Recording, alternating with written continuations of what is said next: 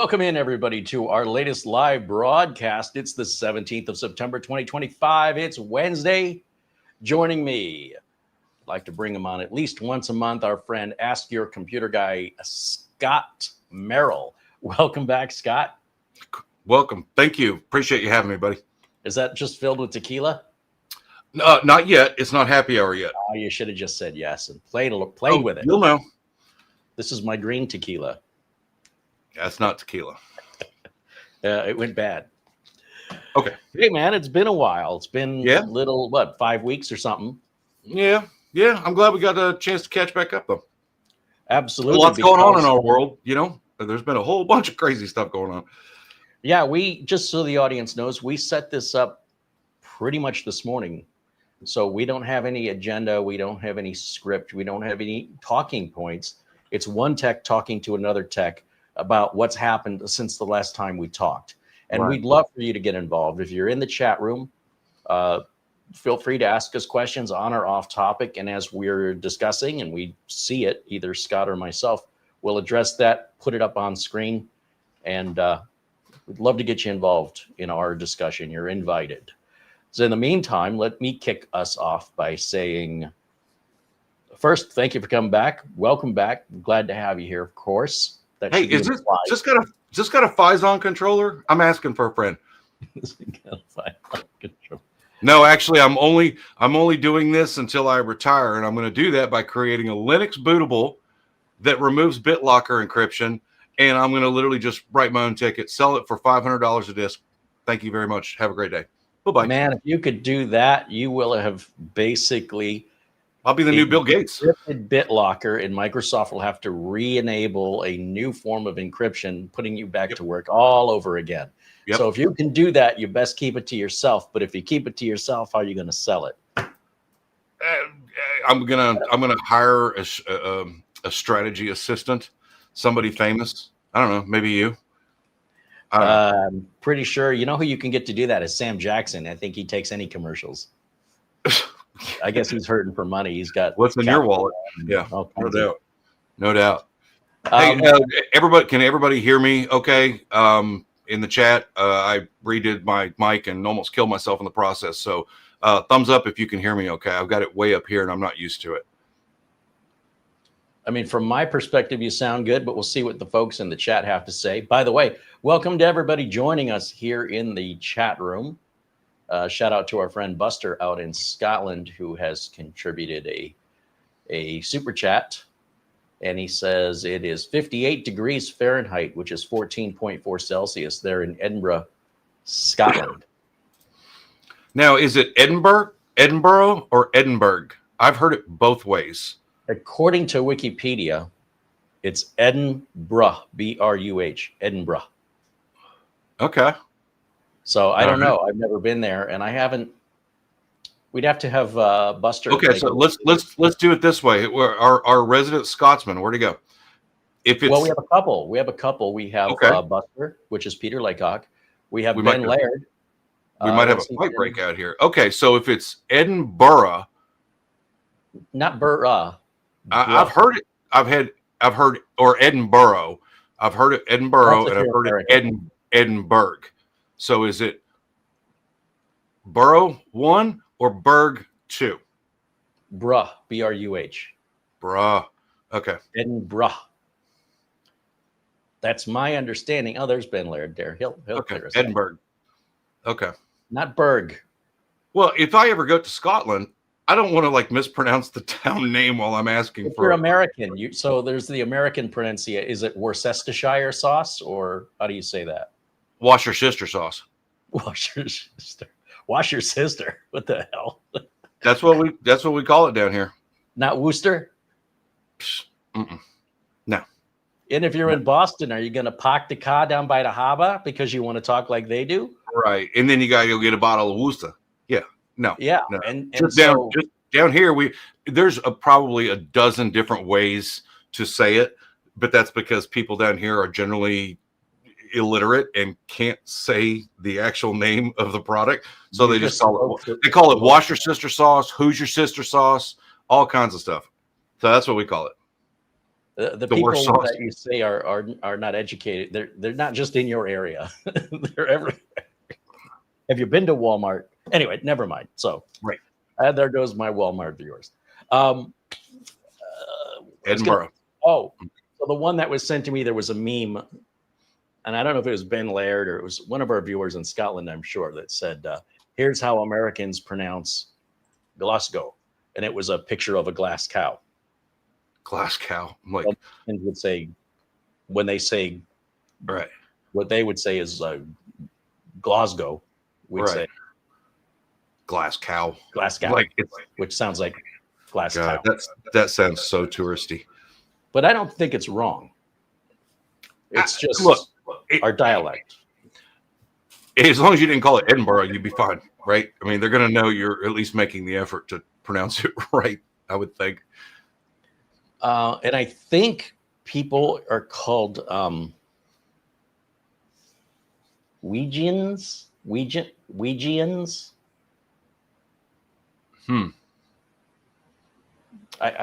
I see. Look, we're American, so for our European viewers, please.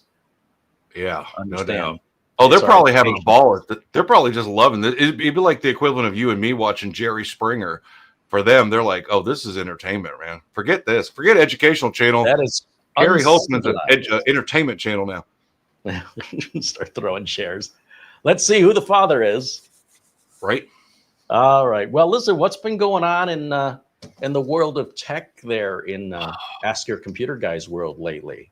Man, just doing the daily grind. Trying to keep up with viewers and comments and emails and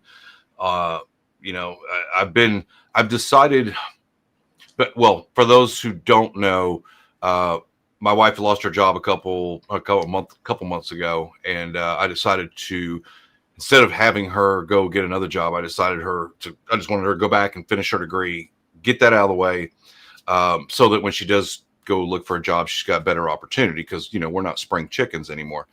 And so what I've been doing is going, okay, I have to re-strategize my YouTube process. One of the things that I'm doing is I'm scaling down my local business, because honestly, I'm getting kind of old and I'm tired of carrying computers up and downstairs.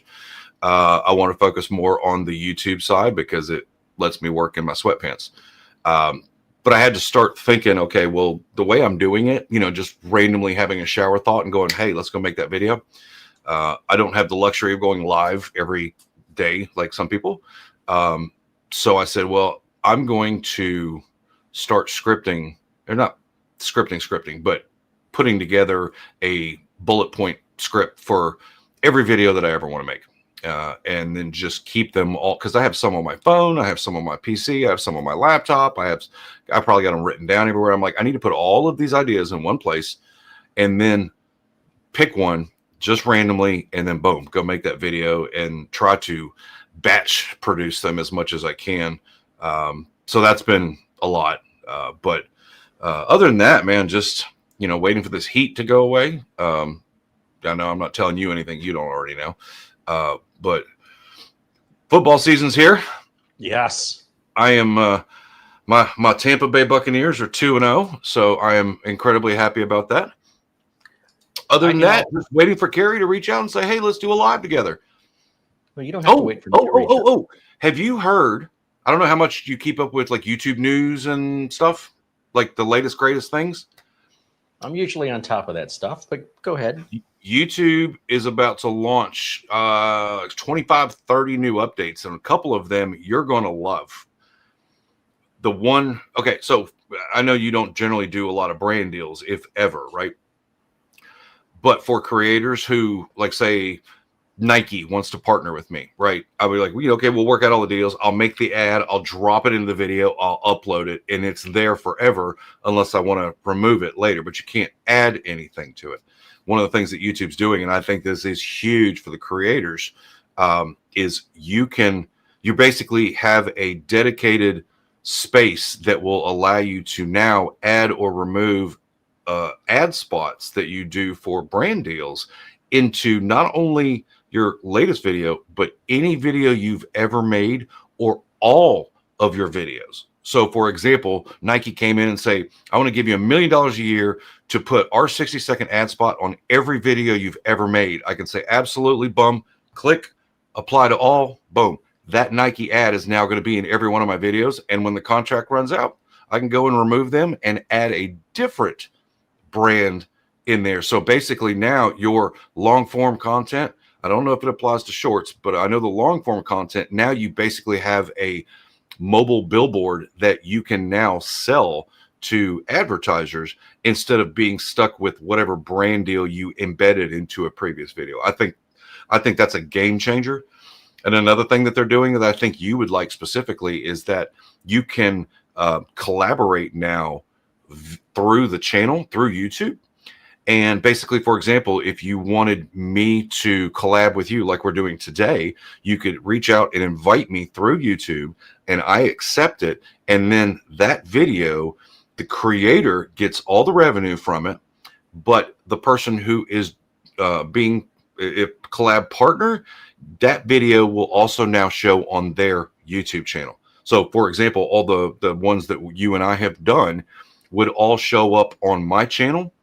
And I just think that's great. I think that's fantastic. So those are the two big ones that I took away from today's news. I was just watching Neil Mohan before I jumped on here, and I was like, that's going to be a game changer for creators. I'm done talking. I don't want to be negative. I'm going to be, but I don't want to be. Okay. Wait for it. YouTube is desperate and they're hurting. And what I'm seeing a lot of, or what I'm starting to notice, are a lot of companies saying, oh, there's no problem. But then they turn around and they, YouTube's got 30 new things they're adding.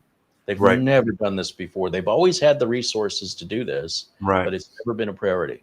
Right. Now, I'll tell you a couple of things. Those things that you mentioned, I'm not too excited about now, and I'll tell you why. Not to be a party pooper, it just doesn't apply to me. Right. If I've got a brand deal with somebody and we're talking about the latest and greatest Intel 8th generation CPU, right. Whatever video that's attached to is no longer relevant for the kind of information that you and I make. It's very perishable. Right. If it was more like, look at my cat and I'm selling some cat food, so the cat video has an endless, what we call it, evergreen sort of lifespan. Right. A different story, but I don't make evergreen content. Everything is sort of, here's how you fix the latest Windows update. I've got some videos on how to fix a Windows update in Windows 7. I take those videos down because I think they end up causing a lot of harm and confusion to viewers who don't always pay attention to how old the content is they're watching. Yeah. And also, I don't want the support of people calling or not calling, but messaging going, I'm trying to get Windows 7 installed like you show in your video from 13 years ago. No. So I find that creates a lot of trouble. Now, any advertiser associated with that, I don't care. That deal's done. And so we kind of have to keep producing new content in this genre of tech topic. Right. But what I do want is an expanded reach. I want people in Spain. I want people in even in China and Mexico and in India to be able to watch my content, and having the auto translation, the auto dubbing, auto dubbing. Yeah, and it even makes you look like you're speaking that language. It actually uses AI to change your facial expressions to your speaking Spanish. Well, it'd be a good way. It'd be a good way to expand your audience. 100%. If you look at my channel and I play for you like the German, it definitely doesn't sound like me. It doesn't look like I'm saying the words, but I think they've got maybe this is like an early version, but it's supposed to use your own voice. Well, basically AI your voice. Right. And then also AI your face, so the lips match the sync. Right. So I haven't seen that part. What I'm saying is really creepy. It looks like I'm watching a Japanese anime. It's funny. I actually had a brand reach out to me about they have a specific AI product that does exactly that. What they literally did is went and took about a 10, 15 second clip out of one of my videos and sent it back to me speaking Spanish. And my wife watched it and she's like, when did you learn Spanish? I mean, it was that realistic. And I was like, I don't know why, like Jimmy, he went and created a huge, Espanol channel, whatever. And those days are really kind of pointless now because anybody can watch you now in their native, well, not now, but when they roll it out, they can watch you in their native language and not just listen to it audio wise, but it's more engaging because it actually feels like you're speaking to them. I just think it's a cool feature. I'm not scared of AI to a degree, as long as it doesn't take the place of actual quality creators, people who are actually putting content out there. I think AI tools like that can actually be useful, especially for smaller channels. The collab thing, I think, would be huge. You could find somebody that's up and coming and, use the power of the size of your channel to collab with them. If you really like them, you think they're sharp, and you just want to give them a leg up without having to do anything other than bring them on your channel. And then their people are going to see you and associate the two and help them grow. I just think it's going to be really cool. If I didn't have StreamYard. But for me, StreamYard solved that problem years ago. And furthermore, while we're streaming on YouTube, I'm also streaming on Twitch. I'm streaming on Twitter. I'm streaming on Facebook. And I can't do that through YouTube. So for me, YouTube's still too little too late. But for people just starting out, or people that don't have the resources to, or maybe they don't know any better. I don't know. Maybe they just want to stay on YouTube. They don't want to grow to other platforms. It's definitely, and it's nice to have options, but I feel like that would have been a nice option 4 years ago. Yeah. Yeah. I mean, I 100% agree. This solution, which does so much more. The same with the auto dubbing. That should have been a thing they put in place a long time ago. Let me try something just out of grins and giggles here. I wonder if I can open up another browser. I'm going to try this, and I'll go to my YouTube channel. And then let me go to my YouTube studio, and I'll pull up one of the short videos. I don't do many short videos. The idea that it will automatically make shorts out of long content, that's something.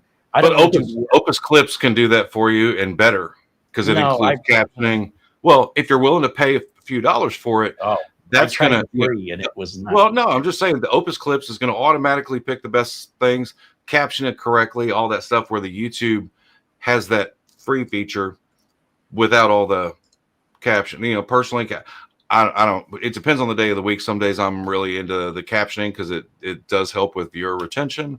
Other days I'm like, yeah, it looks dumb. I just hate it. Either way, it's cool that they're bringing it on.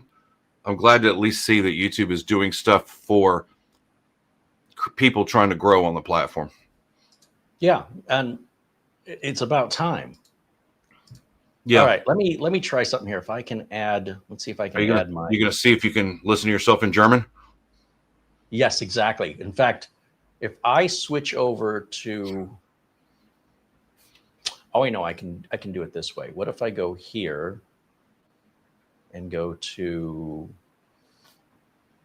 let's see, properties. I go here, and then I go here. Let's see, go here. And I probably have to go full screen over here.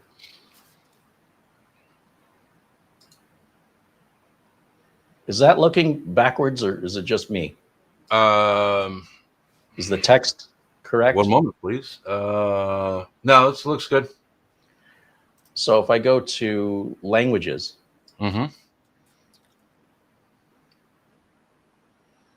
these are translations. Review your dubbed voice. That's hilarious. All right. Where does it say? Right there, right in the middle. It should be giving me an option. These are translations. Public. So this is all closed caption. Oh, you're ineligible for German. See, they heard you talking smack. How about French?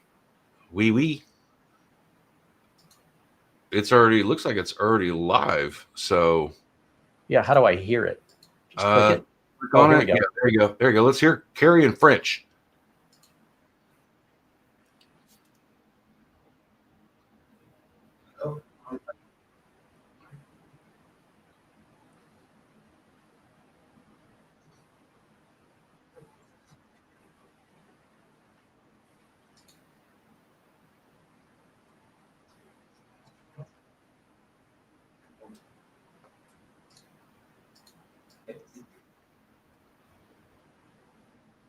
You got the volume up on that? Can you not hear it? I can't hear it. No. But check the volume on the actual playback. Like open up the video again, but make sure the volume is up on basically the browser volume. Okay. Go up. Wait, over. Hit the little mic button, the speaker button. See if it's, because I can't hear it. Okay. Let me try something here. There you go. Okay, yeah, it's up. I don't know why it's not. I have an idea. Hold on. All righty. Or maybe you're just not talking in that video. I don't know. We need a computer guy to help us figure this out.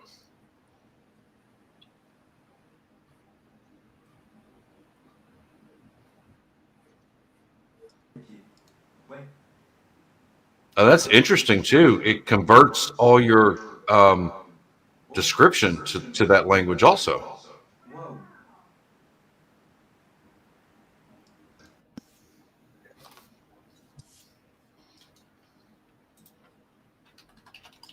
I'm trying to find the mic source.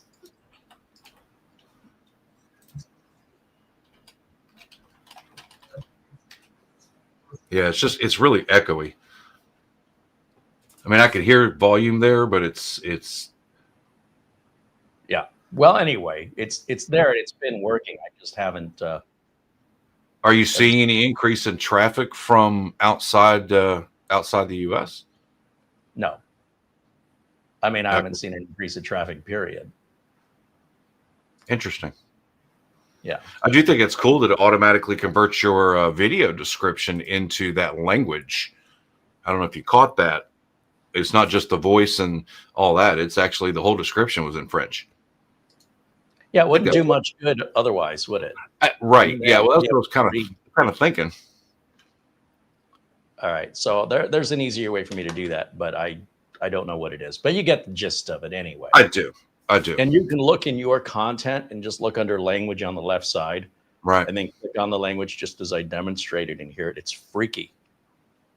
But I'd like to see the world open up to me because the United States, population-wise, I mean, just think of Brazil and think of Spain and Portugal and Mexico and everywhere. The Netherlands, have it in Dutch, have it in Japanese. I would love to see that.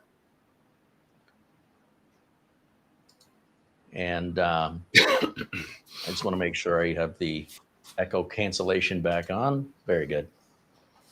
So anyway, I mean, I like seeing that progress from YouTube, but at the same time, I feel like this is 4 years behind. I mean, with the advent of AI, it's at least 2 years behind.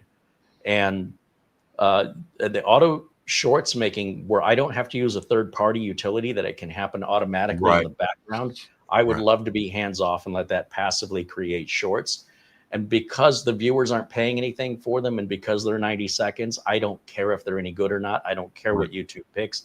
I don't care because I'm not making any money off them anyway. But but to have the content versus having no content, give me the content. Go ahead and turn that feature on automatically put the shorts out there from my long form. And then I can't see how that can hurt, even if it's disjointed and doesn't make any sense because of the algorithm. What do I care? I don't want to spend all the time and effort on something that pays me nothing. And those shorts videos, I spend a lot of time trying to, even Amazon, trying to make some quick review videos on Amazon. It's very, very time consuming. It can take me 2 or 3 days to make a 4-minute video because I only have so much tolerance to play back the same content over and over and edit. Oh, there's a big space. There's let's get that down, shorten it up. Oh, I mentioned a price. You can't do that on Amazon. I got to take that out. Now I'm walking up to the camera, show it close up. Let me cut out the part where I walk up and go immediately. It's just a ton of little teeny tiny edits. And I may only be taking out a second or two, but over and over and over, you might look at this 4-minute video and it's got 40 different edits. It just flows and it's clearly edited. But that's what people expect. And if I don't do it that way, Amazon won't approve it. They won't tell me why. And then I just have to guess what I did wrong and go back to the editor again. And sometimes I've done that 4 and 5 times, resubmitted the same content with little corrections since they won't tell me what the problem is. Right. And then finally they approve it. Yeah. So I don't know what's going on over there, but at least that has the potential of earning me money if somebody watches my. So here on YouTube, for example, I will review a product and give you all the information I know. Here's what I like, here's what I don't like, here is the price, or here's a sale, here's a coupon, here's you can buy it here, you can buy it there. I can't do any of that on Amazon. The only thing I can do on Amazon is show it to you. I can't really say anything good or bad about it. I mean, you can if you're really careful. I can't mention price. I can't mention alternative ways to buy it, like buying it from the manufacturer directly. I can't mention coupon codes because Amazon says, it's going to be up forever. So the price and coupon codes are going to constantly change. And yes, you can be critical of it, give a reason why, and make sure whatever you're reviewing you have with you. Don't just review a product without showing it. We won't allow you to do that. So what I end up making is content that just says, here's what's in the box. Yeah. And that's it. Like there's no, is it good? Is it bad? And I get paid the same. So if somebody watches that little video review on Amazon and they go, this review was stupid, like this guy's an idiot, but then they buy the product, I still make the commission, and they can't leave any negative comments or thumbs down on the content. So there's no negative impact to me if I spend a lot of time and effort and it results in a sale for Amazon, I make commission. If I spend very little time and effort, just enough for Amazon to approve it without trying to guess where I'm violating some rule. Right. And yeah, I've done that before where I've left a review and I'm like, they just come back and say, well, it's not really unlike YouTube. Sometimes they'll give you the most generic community guideline issue. And it's like, will you tell me at least what part of the video was, sometimes, but most of the time it's like, if you, for example, during a live stream, say Mara's phone rang and it was the theme to cops, you would get, a community guideline strike or a copyright, right. And it's like Amazon sometimes just is really horrible about they need to do a better job of say, okay, here's the violation, here's what you did it.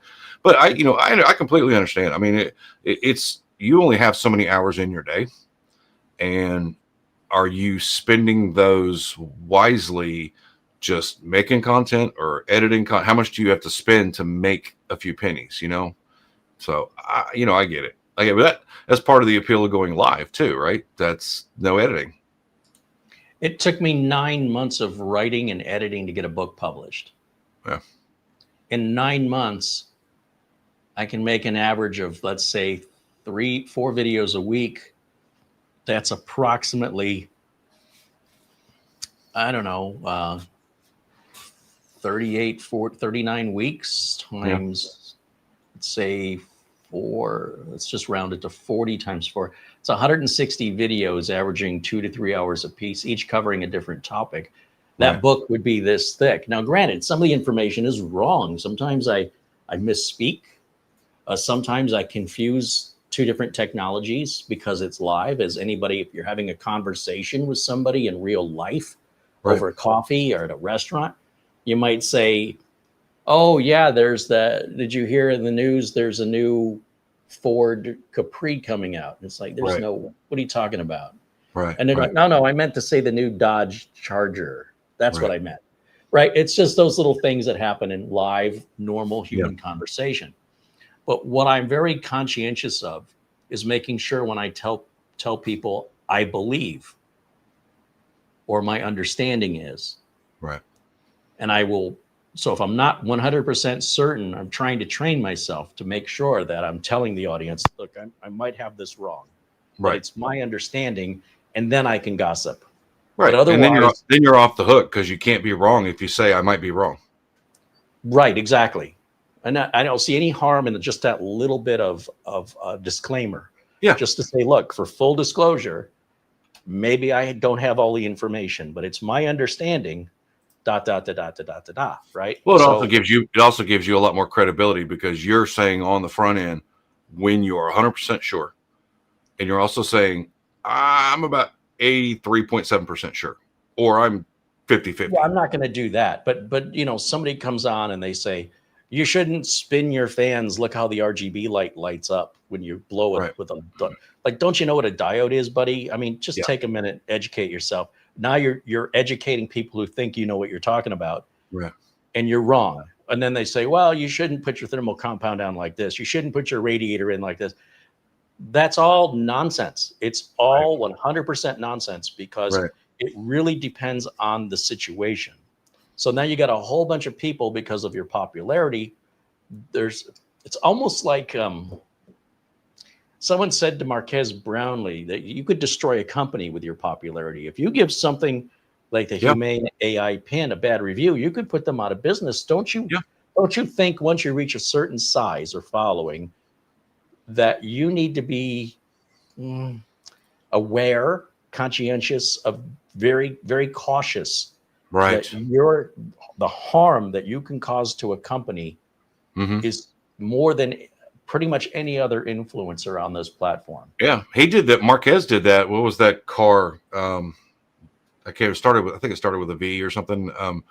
He reviewed this specific brand of car and just destroyed them, and their stock tanked, and it was just a big thing. They were like, I think so. Yeah, I think it started with a V. Yeah, and I don't know 100% of the details, but he made a follow-up video about exactly that. About, you know, creators do need to do a better job, because if you've got 15 million people who will literally buy whatever you tell them to buy, or more importantly, don't buy what you tell them not to buy, now you are truly an influencer, and you have to understand that the word influencer does come with potential repercussions if you do not do it the right way. So I agree with you on that 100%. Well, I mean, look at the consumer advocacy work Louis Rossmann does. Oh, yeah. And the number of cease and desists and threats that he gets from legal action being taken against him. I think he gets tickled when he gets a letter from a lawyer in the mail. I just think I can see Louis right there going, another one. Boom. You know, I just typical New Yorker. Yeah. Oh, yeah. You got a problem with that? Hey, I'm walking here. Right. I don't know. No, I appreciate the work he does and Gamers Nexus. You know, you got a big following. Now, if I did the same thing, it wouldn't have that impact. I wouldn't get a cease and desist letter. I don't have enough of an impact. So at some point, to me, when an influencer reaches a certain following size, there should be some rules. Right. And if you're continuing, so if you're Alex Jones and you say, well, isn't that freedom of speech? Right. My feeling was, what do I care what somebody wants to say about nutcase conspiracy theories without any evidence? It's all just right. You know, well, cars with stickers all win races, so it's pretty obvious you have to have stickers on your car if you ever want to win a race. Show me one race. Stickers do give you 10 extra horsepower. You know that, right? And this is like, real quick, Paul dropped a $9.99 super chat on you. So thank you to Paul Vircher in our chat room. Thank you. But what I'm saying is, somebody said, well, do you have a problem? Phil nailed it right here. The rules should be think for yourself. Well, I just thought, let somebody say whatever they want. But once you reach a certain number, so when I saw the kind of following Alex Jones had, that's what scared me. Then I went, hold on, I want to take back what I said. Right. Because now I didn't realize that many people could be so simply led by the nose on things. Right. And then he's selling all these supplements. So, you know, it's just ridiculous what people will believe. Right. But I thought people are smart enough today, he wouldn't get very big. And then I went and saw how big he got. So freedom of speech is freedom to lie. And we also don't know any hidden agendas, some backroom deals that could be happening that they don't disclose, that they might just be paid to be saying the words they're saying, and they're not telling you. And I feel like if you're a small creator, who cares? Right. But once you reach a certain size, and I don't know what size that is, but I do feel like there should be some corporate rules that apply, some regulatory. Right. But in the meantime, it is up to the viewers to think for themselves. Absolutely. And the problem is the people that, you know, like you and I say that, we don't have enough viewers to really make a dent. The people who need to be telling their viewers to think for themselves are the very people we're talking about. And they're not going to do that. Why would they? Right. So anyway, I was Right. curious on the tech side of things. Have you had any interesting Phison related issues? I've had 0 controller issues since this all started. You're talking about the hard drive thing. Yeah, let's just get into that because it's going to happen, and I'd rather put it out. Just go ahead and get it out of the way with what you know, what you don't know, what we all still kind of. There's so many variables still, I think, but I've had a few people ask me about it because I did make a couple videos on my channel, and I think we can all agree that the Windows update did not kill your hard drive. The best analogy I can think of, and I'm not even 100% sure on this, is I think who is it? I think Rich over at Cyber CPU made a video about this, Cyber CPU Tech, about the specific KBB update. Had nothing to do with drive interface, controllers, firmware, anything. It was a completely separate. So what I've been basically equating it to is, see this thing over here? That's just a hornet's nest. And as long as you walk by it and mind your business, it's fine. If you go over and kick it and the hornets come screaming at you, well, there could have been something in the Windows update or the cumulative update that potentially could have caused this. But I just do think it's silly that suddenly everybody in the world's having this problem. It doesn't matter. Hard drives die. I mean, look, see, hard drives die. I think it's just coincidence that you can just go, oh, yep, hard drive died right after I installed the update. But then Jay's 2 cents, and he's like, this machine's run perfect for a year. And we do the update, and all of a sudden it fails. I had a lot of people telling me I didn't know what I was talking about because Jay replicated the problem. No, Jay did not replicate the problem. He replicated a problem, not the one that was initially talked about. He was playing some game and it slowly just, went belly up on him. But that's not what the original problem was. And it's just, there's so many people talking about it. And now it's okay. Well, it seems to only be affecting people with AMDs, but I guarantee you, someone with an Intel processor is going to say, nope, happened to me too. And I don't even have a Phison controller. Well, maybe your hard drive just died. Did you ever think about that? So it's just, it's gotten crazy. And I responded to someone in my comments the other day about I'm most likely not going to make another video about this subject until we generally know what did happen. We know it had to do, for a fact, we know it had to do with pre-release firmware on certain hard drives, certain controllers. Okay, well, that's one piece of the puzzle. I just find it hard to believe that all of this happened coincidentally. I just said, you know what? I'm throwing my hands up. I got other content to make. I'll let the other people who want to fearmonger and whatever, let them do that. When I know for a fact what happened, start to finish, then I'll address it and my audience will go, okay, we can put this to bed. That's my 2 cents. I think that the whole thing is a hoax. I've said it right from the beginning, and I'll continue to say it now. If you look at any evidence other than he said, she said from strangers around the world using fake names, I don't know how you can trust them. I don't know how you can think they're telling you the truth. You are being trolled. You are being played if you believe that there might be a coincidence. There's a scene in the show House where he's on an airplane and he starts describing you might be ill if your throat's feeling dry and your skin is, and everybody on the plane starts, oh, my throat hurt. So you did watch my video then?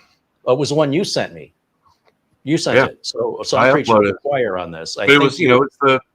Suddenly your left arm is twitching and it's like, it's power of suggestion, 100%. Yes. And I think you nailed it right on the head with that example. And so what I'm interested in as a business owner is I want to know, how do I prepare myself for a fire? Like what tools am I going to need to start solving this problem? I'm looking at my phone. And according to the internet, my phone should start ringing based on this Windows update causing drive failures. This shuts a business down. And yet nowhere on this entire planet has there ever been a business legitimately saying that they've had this problem. It's only home users, and not all home users, only certain home users who belong to certain communities.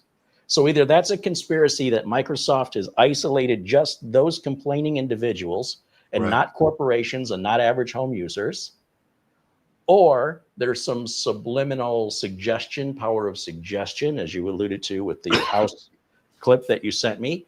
It's explaining where I saw that from. And then on top of that, you've got. I know you didn't want to tell people you actually watch my videos, but that's okay. Didn't you just send that to me? Or was no, it was in the video. Oh, it was in your video. Okay, see, there you go. Anyway, it was very poignant. Well selected choice there, because I believe you were close to the truth. Here's the problem. So Jay's 2 cents makes this video saying this SSD problem is worse than we thought. Right. Then 2 weeks later, he says he's reading comments. He's running a beta BIOS. He's saying on his motherboard that it's not a beta BIOS. They're like, well, it's not there. They pulled it. And he goes and he looks and he goes, well, it was there. So let me update the BIOS. And then the problem goes away. Right. Now, does Jay's 2 cents do the responsible thing and take the prior video down? Because somebody's going to see that for the very first time. Right. They're not going to know there's a follow-up to it. Yeah. So we've got false information he knowingly admits is wrong, but he leaves it. Yeah. Why would he leave that up? For views. That's, I mean, it's, I got accused of the same thing because when this whole thing first came out, all I had to go on was and this was literally right after Patch Tuesday. And all of a sudden, everybody in the world, just like with CrowdStrike, at some point you're like, okay, this is way too many people to be coincidence. So I made a video about what we knew at the time. And then I followed it up with, you know what? I'm thinking this is not a thing. I just don't think that this is a thing. I think it's way too coincidental. I just think that people are looking for someone to blame, and Microsoft is the perfect person to blame. I mean, that's any chance anybody gets to crap on Microsoft, they're going to do it. And if they can say Microsoft, I get people in my comments talking about it's a class action suit, and I'm like, come on now, come on, really?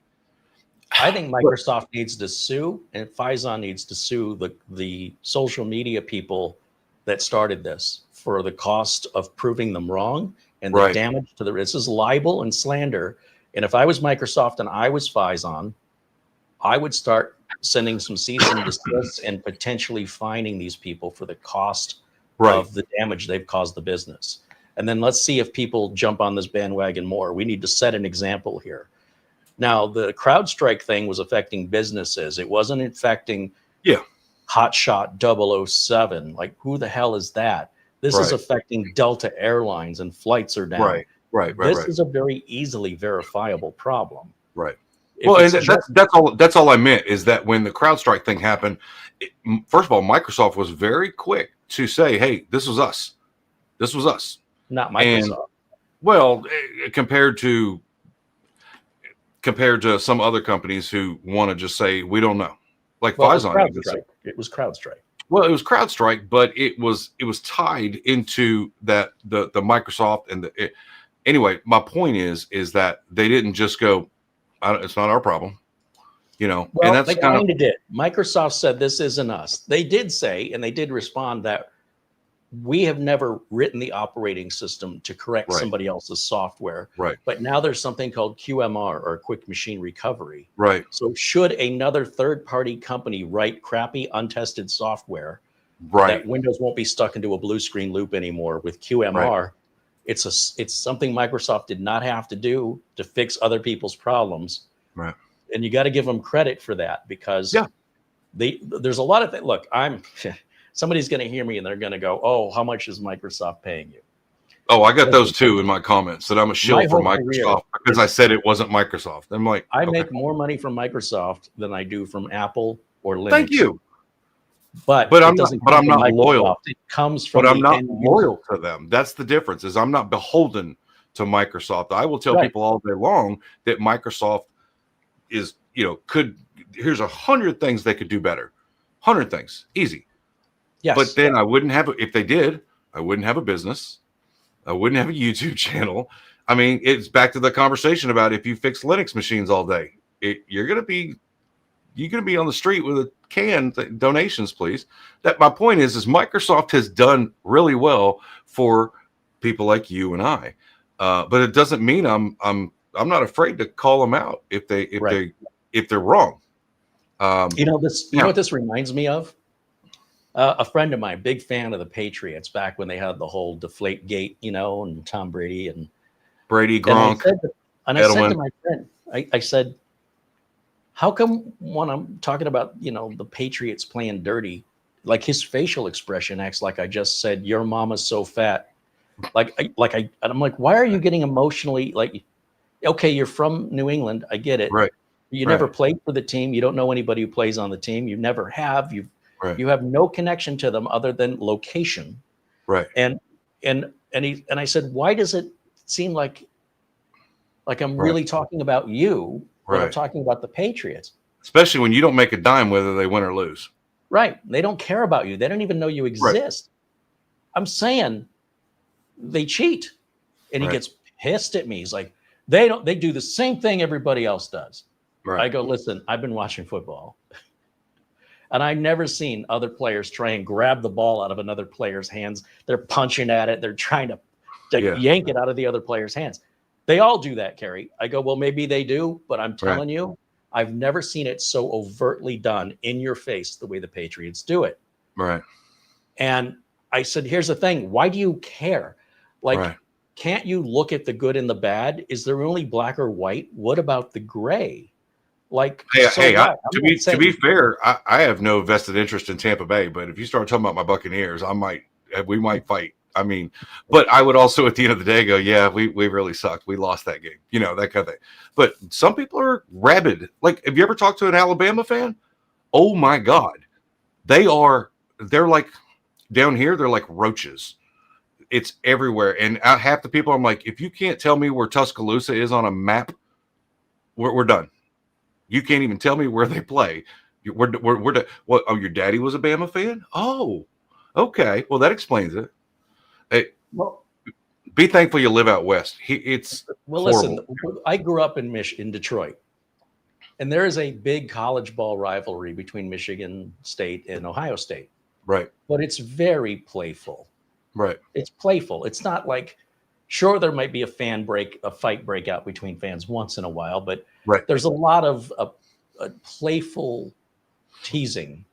Like you walk here, we've got a restaurant called the Detroit Coney Grill, where they bring in all this food from Detroit in this restaurant, and the restaurant is in orange and white colors. It's all these, like Red Wings Pistons colors, and then there's a mat. It says "Wipe your feet here," and it says Ohio State on the mat. The welcome mat. So they want you to, it's tongue in cheek. It's just a little poke. It's a little tease. Yeah. Nobody should be getting really angry or upset. Right. And that's the part I don't get. So when people get angry or upset at Microsoft, it's the same. It's like sports people. For me, I try to be as equal and unbiased as a judge. I don't take sides in it. I just go, these are the good, this is the bad. If I can only see the bad and I can't see the good, I'm missing something. And the opposite is true. If I don't make an effort to also see the bad, or if I'm only seeing the bad, I don't make an effort to see the good, then I have an inherent bias and I should probably keep it to myself or preach it over to the choir. Right. But at that point, you're preaching to the choir. Why do you need to say anything? Right. So in any event, that's what I think has happened here is I think somebody had an axe to grind. And that's why I think this whole thing was a hoax. I don't think they're ignorant. I think they knew exactly what they were doing. And the fact that this caught steam was just a matter of luck because this happens all the time, but normally we don't hear about it. This one just had the right timing and people picked up. Now there's a Windows update every 30 days, sometimes even more often than that. So it's always a Windows update because an update just happened. No matter whenever happens, you've recently had a Windows update. Well, and I think honestly, and we can all look and say, okay, what could have been done differently or whatever. I think that Phison, because they first, again, Microsoft was like, it's not us. And Phison goes, it's definitely not us. And we've tested 2,200 cycles, 4,500 hours, and we can't find a problem. Yeah, but they were testing retail drives. They weren't testing drives with pre-release firmware on them. I can't believe somebody on the tech team said, if we put a Phison controller in a drive, pre-release or retail, we should test all of them. Because if they had done that, they would have instantly discovered the problem, and they could have owned it. It wouldn't have been a big deal. It wouldn't have made the internet take a dump on Phison and make everybody panic. It would have kept YouTubers from fear mongering. It would have been, you know what? We found a problem. We found a bug in the software. We have fixed it. End of story. So, I mean, granted, I can't control who Phison has on their tech dev team or whatever, but somebody should have picked that off, right? I mean, wouldn't you have done that? Well, if you're running a beta version, then you're doing so for testing in order to find problems. And then when you find those problems, you're supposed to report it to the company. You're not supposed to go on social media and create a panic. It's like if you want to download Windows 11 25H2 right now, you can, but it's in beta. It's not done. Right. And then the exchange is that you get an early look at it. And then if you have any problems, you report it to Microsoft. Right. Don't go online and complain because it sucks. It's like, but my understanding is this isn't exactly what happened. My understanding is there was a beta BIOS that was accidentally packaged and sold as retail. Now, if that's true. Well, I know specifically when Jay was doing his videos and talking about the 3.17 on the Tai Chi motherboard that he had. Yeah. He said I had this exact BIOS, which he could prove because he had screenshots from videos he had done a year before, that they had 3.17, and because it was his test bench, he didn't want to change anything to keep everything on the level. And and suddenly this BIOS gets removed. They update the BIOS and the problem goes away, but it had nothing to do with Phison. Well, but at the same time, Phison discovered that actually this was DIY, whoever it was it's a Chinese PC enthusiast group called PC DIY that exists solely on the internet. It's not a real thing. But they apparently discovered it, and then Phison confirmed that in fact was the problem with their pre-release. So is it the AMD BIOS? Is it the specific motherboard BIOS? Is it the pre-release on the Phison controllers? This is why I'm not releasing anything, because there are still so many variables that I think it's actually probably something that ties all of these together that has nothing to do with one specific thing. I just don't know. Well, I think in one case you're right that there's probably people that suffered similar failures. Look how quick Jay's 2 cents was to incorrectly blame the Windows update. Yeah. Look at the logic. Here's the problem with your average enthusiast, and I'm going to insult a lot of enthusiasts right now. Without a proper education, without real experience in the industry or a professional academic education, this is the kind of logic. All right, let me give you an example, because I can give you examples till the cows come home, because it makes me sick. So Jay's 2 cents doesn't update his BIOS, and he should know better. And the reason he doesn't update his BIOS is because I don't want any of my testing to be affected. So I can go back. Okay, this in and of itself is, I don't know what I'm talking about. I am clueless. And the reason I say that is not to it's not to insult, but it's rather to point it out, to say, is everybody else seeing this, or is it just me? The software he's testing is getting updated. Windows is getting updates. The programs and the testing programs are getting updates. So it's not like he can just let a system sit without any updates, because he said himself he was testing the latest drivers on a 5090 on the system he refuses to update the BIOS on. So that's not a proper test. He doesn't understand proper testing methodology and a scientific method, because he doesn't have any real professional experience and he doesn't have any academic education. So he's just putting it together in his head. We're back to the stickers on the cars. are the only cars that win the races, so the stickers go faster. How can you argue with that? Look, prove me wrong. But he's completely wrong. He is so off base. And yet, well, and he did mention specifically in the video, if I heard him correctly, and if I'm misquoting him, forgive me, but I seem to recall he said in one of those videos that another part of the reason that he did not touch the BIOS, because, you know, once you've done your benchmarking and testing and all that, as long as you don't mess with the BIOS, okay, that test is done. You could still update the BIOS and do another test and have similar results with that level BIOS. But I think he said that, and this goes to, are you a professional who understands that the latest BIOS is there for a reason? Or are you from the mindset of everything's working, I'm not going to update it because everything's working? And that's the difference. That's the difference between me, a difference between an enthusiast who says, hey, an enthusiast / regular home user who says, it's working, I'm not touching it. Or someone goes, no, there are very specific reasons to update your BIOS, and they outline them on the website. There are security reasons, there's bug fixes, there's, you know, controller integration. There's a billion different things that BIOSes are updated for, and there's a reason for that. So are you an enthusiast who says, I'm not worried about it?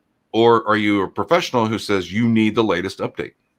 Or at least way newer, maybe not the latest, because in some situations, the latest BIOS update might kind of put us right back into this whole thing. But at least update it to a newer version. Don't have a 3-year-old BIOS on there and then complain because things start falling apart on your computer, you know? Yeah, you're just getting in your own way at that point. But I'm going to present you with another. I'm going to say the same thing you just said, but I'm going to say it differently. Say it in Hindi. Everybody wants to hear you in Hindi from the chat, apparently. Go ahead. Yeah. There are people who are proactive to avoid problems. There are people who are reactive who wait until they have a problem. It happens beyond their control, unexpectedly interrupts their day, and they freak out and scream a lot. Right.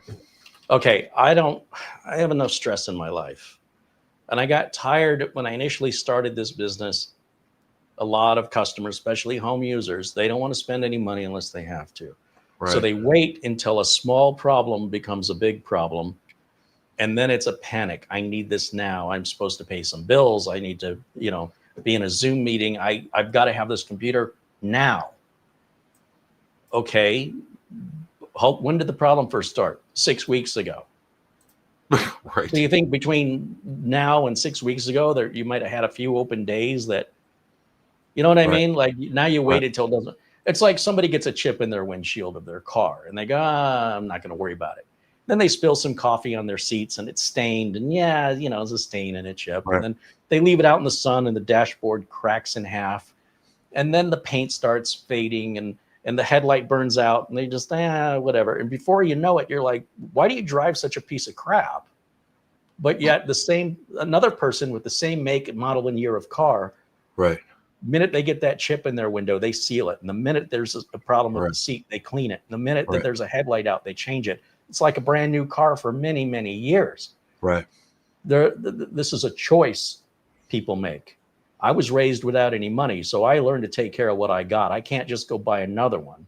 And I don't want to drive around looking like, you know, Sanford and Son, like I'm driving over to my junkyard. And I was raised that way. My parents didn't have any money, and the cars that my parents had were crap, and I wanted something decent. Right. And my parents would actually kind of make fun of me, like, "Oh, Mr. Rich guy in your fancy car. It's a Chevy, you know, it's not a Mercedes." But it's a well-maintained Chevy, and that's what matters. Right. I take care of it. Right. So in any event, I forgot where I was going with that. I don't know. Hey, real quick.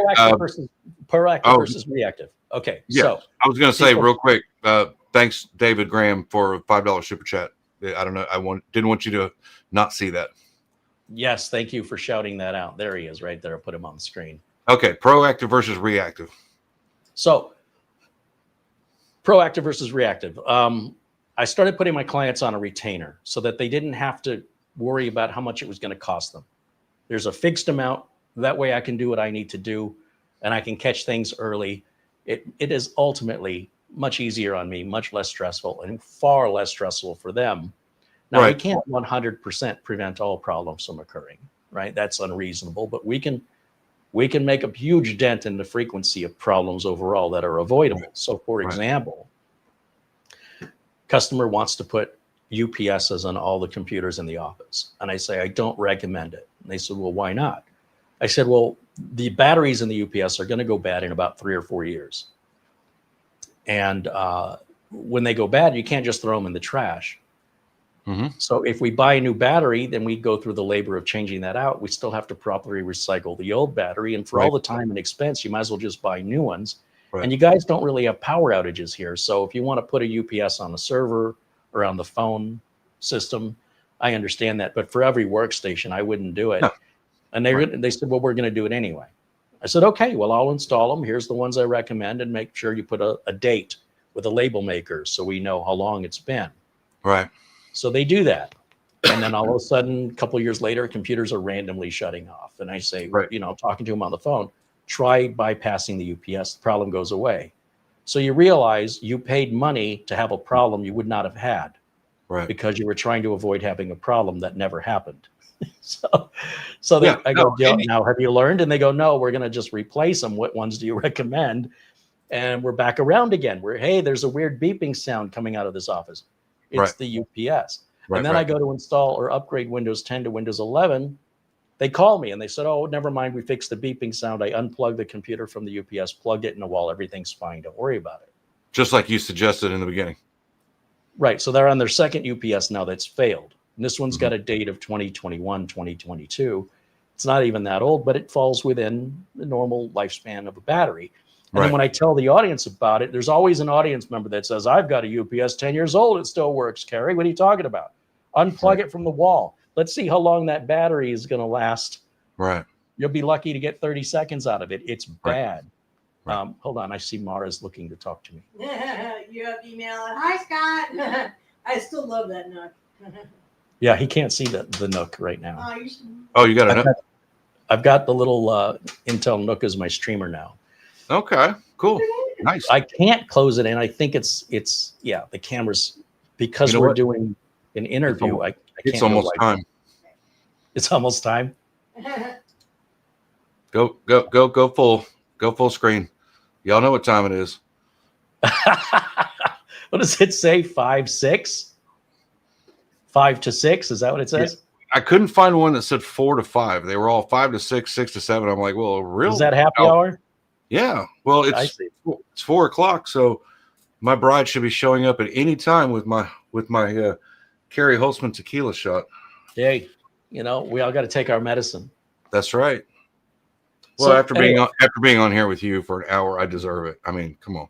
You deserve more than one. You deserve. There'll be more than one. Make it a double. But I'll wait till after the show. So anyway, I go to install upgrade from Windows 10 to Windows 11 because the deadline's coming up. Right.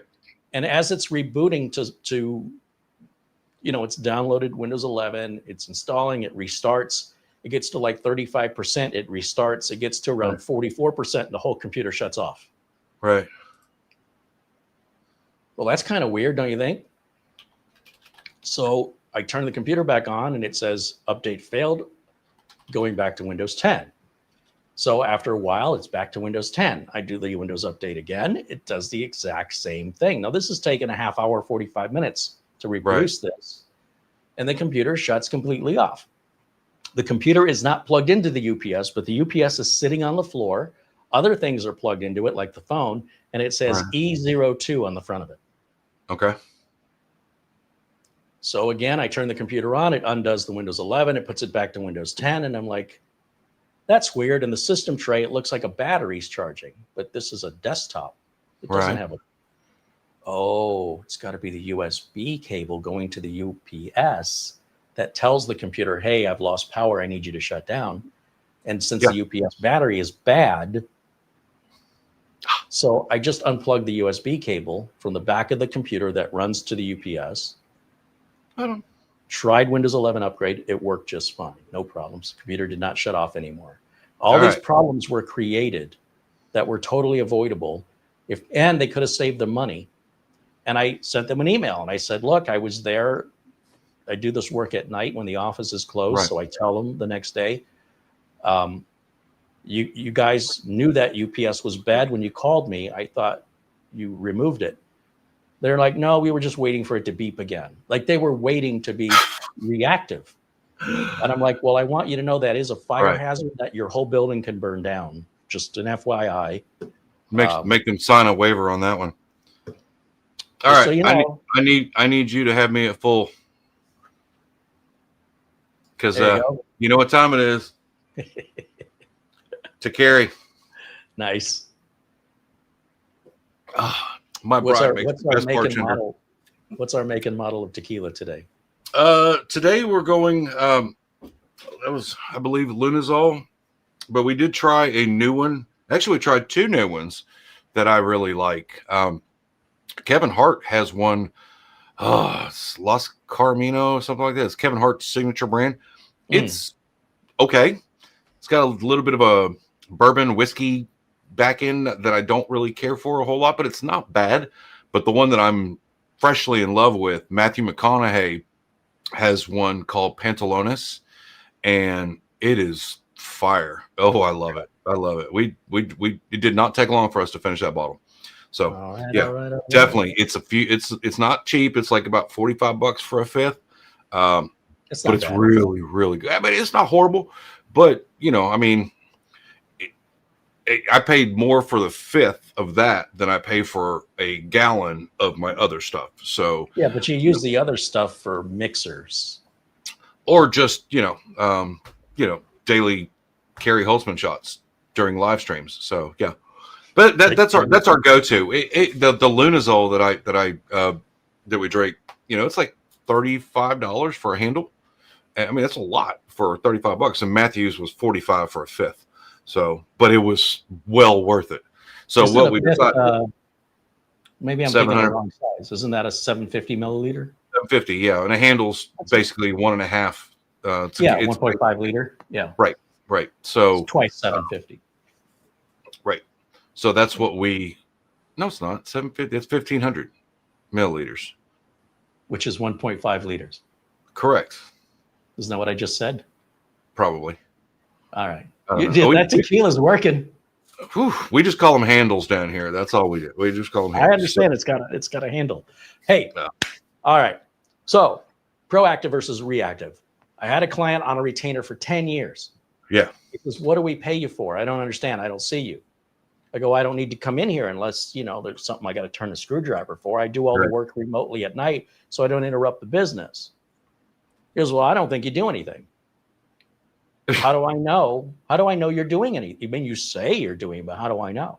Mm-hmm. This guy's like 70 years old. He's old school. You don't come in. We don't see you. So we're just writing you a check to do nothing, as far as I can tell. And I said, well, how many times have you lost data in the last 10 years?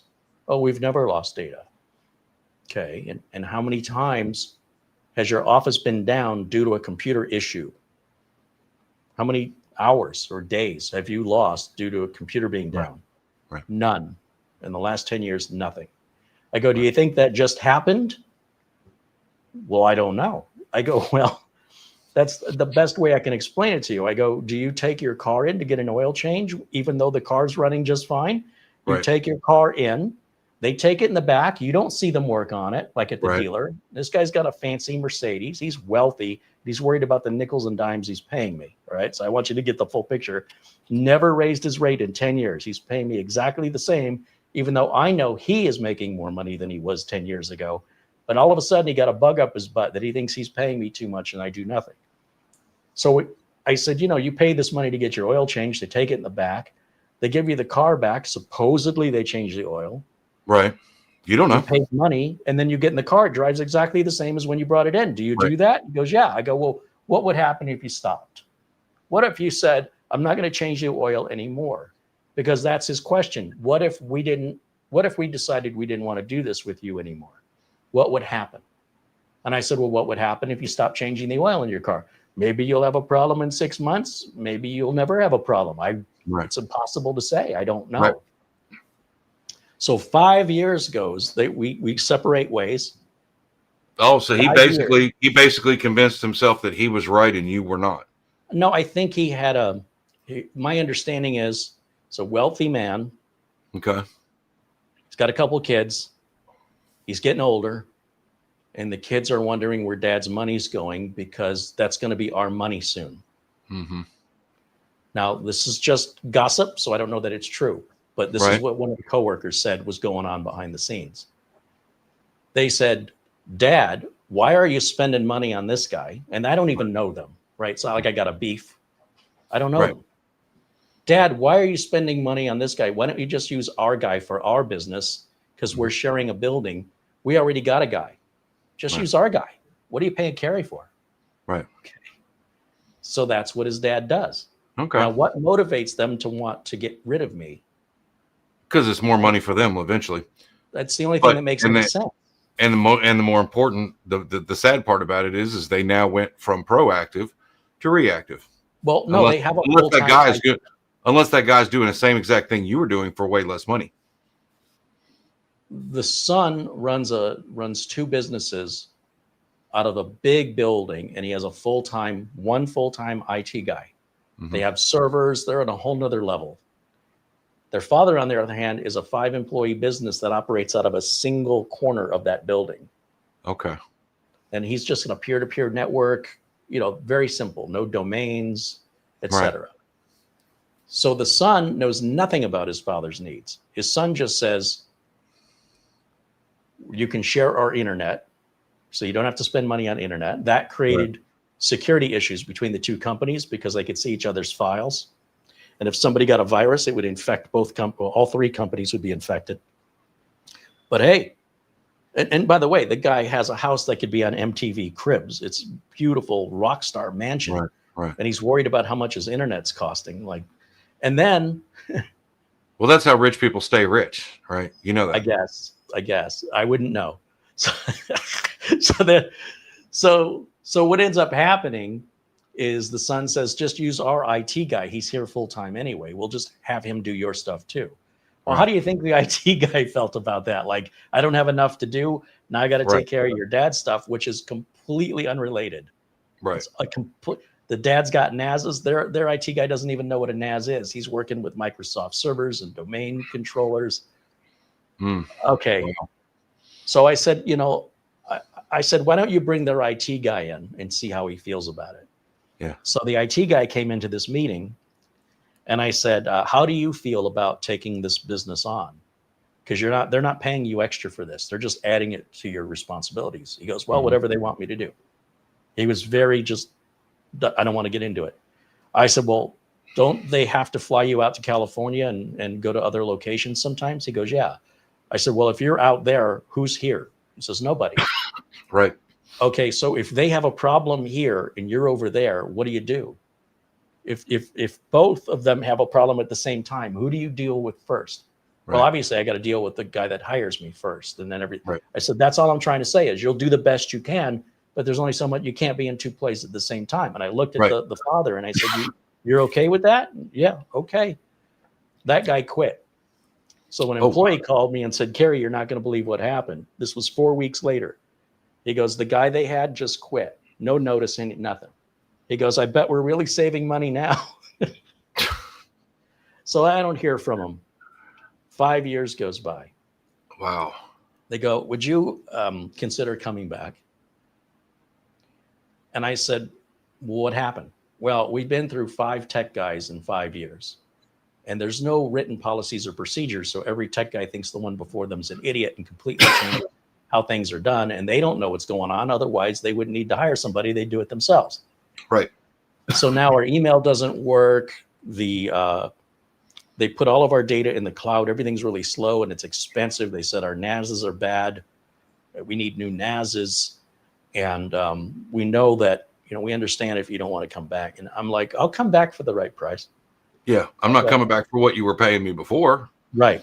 Yeah. Because now I know that you have zero loyalty to me. Yeah. And once I know once I fix this problem, they won't hire me again until they have another problem. They're not going to be proactive. But now it appears the owners are now suffering a little dementia. And now the kids are more involved than ever to just want to wind it up and sell the business. But in the meantime, emails aren't working, and they can access data, but it's really, really slow. Right. So I go there, and first thing I do is I pick up the NASs, and they have 2 NASs. And I said, why do you have 2? Oh, one went bad. So the other guy they hired said we had to replace it. So we did. And now that one's gone bad too. And the other guy we hired, we told him to replace the NAS, and he didn't. He put us on Azure, and everything's slow. And it's like $1,200 a month for Azure, which is more than I was charging him on the retainer. Mm-hmm. Anyway, they're covered in cobwebs, the NASs. Wow. So the drives have been swapped out. They're not even the same drives. There's like 2 of Western Digital, 2 Seagates. What the hell's going on here? Right. Well, they had set it to keep 35 copies of every file. Okay. And it hides that. It's like the way Synology does it, and Synology's Synology Drive. Right. So they're not using maybe a terabyte, but they've consumed whatever the total storage was of all those drives. There was nothing left, no space, and nothing to delete because it's all hidden. So I went in there and I uninstalled Synology Drive, and all of a sudden 90% of free space came back. And this was on both NASs. Neither one had anything wrong. Just the people they hired had no idea how to configure or use them. Wow. And the last guy they hired, since he didn't know what he was doing either, he just put them on Azure. So as I'm doing this, by the way, their email isn't working, and I'm getting no cooperation from GoDaddy, and I'm calling them every single day, and they say, we're waiting on Microsoft. Right. Okay. So I found a workaround where I could forward their emails, and at least I created a couple extra emails for them, and I said, temporarily, this at least gets your email flowing. Nobody ever thought to just try and forward their emails before. Right. These are supposed to be smart technicians, and I'm an idiot, and I'm like, wouldn't you try that? Right. So that worked, and that got them back up and running. And then a construction company started working across the street and cut through their Cox cable line. And everything, all 3 companies went down, and they had to wait for Cox Communication to repair that cable. They were completely down for 3 days, and there was nothing I could do. I mean, my hands were tied. I mean, but it's not like you can let them use your cell phone hotspot for internet. So now the phones are down, the internet, they can at least use their home computers to check email. Right. And my understanding was to solve that, they now have a Starlink failover in case something like that. So what I'm saying is reactive. Oh, maybe we should do, it's like a backup. Right. You make a backup in the hopes you never need a backup. Right. You don't not make the backup because you figure you're never going to need it. That's right. But it's no different than you pay your car insurance before you use your months of car insurance, because you might have an accident. You don't go, I didn't have an accident. I didn't have an accident last month. Should I get a discount? No, that's not how this works. You're paying for proactive protection. That's right. Yeah. And some people just don't get it. And at that point, they're like, so I did the repair. Everything's up and running. I sent them a pretty decent sized bill, I would imagine. And they paid it without question. And they never called me again. And I'm like, I'm good. And last I heard, they shut the business down, and the kids sold the business. They were supposed to sell the business to a guy that's been working there for 30 years and was even a student of the owner when he taught at ASU. Right. And it was always discussed that when the time came, he would sell the business to his right-hand man. Well, the kids came along and they said, no, that deal's off. We want more money for it. And the right-hand man said, I'll offer you this much. Me and your father already had this worked out. All we have to do is sign the paperwork. And the kids said, no, deal's off. And then basically it was a big argument. And they just agreed to keep it friendly and walk away from each other. And what a shame. I mean, I think I got stabbed in the back. How about this poor guy? Wow. Oh, Mara reminds me we've got some emails. I have 2 emails. Anyway, I as bad as I complain about it, he got it much worse. And you'd think that loyalty meant something in 30 years of his dedication and working. And there was nobody else to pass the company on to. The kids just wanted to squeeze every nickel and dime out of that. They weren't going to help anybody. And they had nothing to do with the business. They were never involved in it. other than shutting it down and selling it. Ouch. Sucks, right? Yeah. Hey, there's our friend Doug Betts sending an Amazon gift card. Thank you to Doug Betts over with Live Windows Training with Doug Betts YouTube channel. Our friend Mark Gaines, who joins us from Northern Ireland, sends a $25 super chat. He said, here's an Amazon gift card in lieu of my super chat. Nice. Well, thank you to Mark out there in Northern Ireland for your support, your generosity. And we caught the other ones. Charlie Purdy. And of course, our friend Buster also. So I've told the audience, if you send super chats, of course, I appreciate it. But just know YouTube takes 30% of that money, and they'll make me wait 30 to 60 days before they pass it on to me. Amazon won't take a nickel, and I'll get it immediately. Yeah. And it's really nice that people do that. And you get 100%. And you get 100% of it instantly. Yeah. Yeah. So anyway, so proactive versus reactive, and I don't like the stress. I don't like.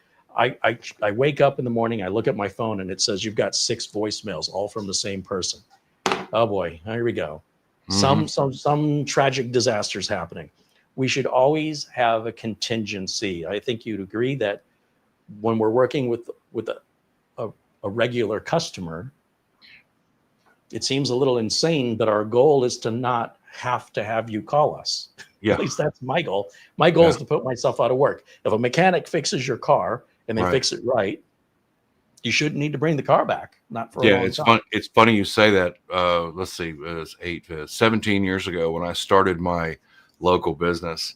I didn't have a pot to piss in. I didn't have nothing. But I finally had enough to make some business cards, and I was actually going to put on the business cards, if I never see you again, it's a good thing. And I thought, I should maybe change that, but that's exactly right. It's my goal is to have to go get new business because, excuse me, if I'm seeing you on the regular, then that means either that I'm not doing my job, or that I'm doing my job and you're just not listening. Now, in the latter case, if you're not listening, I will take your money.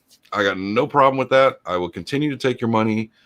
But, and this is where you and I, last time I think we kind of had that conversation about you're more proactive and I'm more reactive, but that's just the nature of our, I don't have the client, the contracts and all that. I'm more just a break fix kind of guy. Well, but it's not like you couldn't, you just don't want to. I just never had the desire to do so. And honestly, now that I'm trying to get out of the local repair business, I don't really care, Okay. So now it's just somebody calls. It's, I built up enough clients over the last 17 years where people generally, I get a lot of referrals. I don't get a lot of calls from the same people. So that's means that I'm probably doing it right. So. Well, I'd say if you can make your bills at the end of the month, you're doing just fine. And how you go about doing that is my ways. I would never suggest my way is the right way. It's just the way I prefer.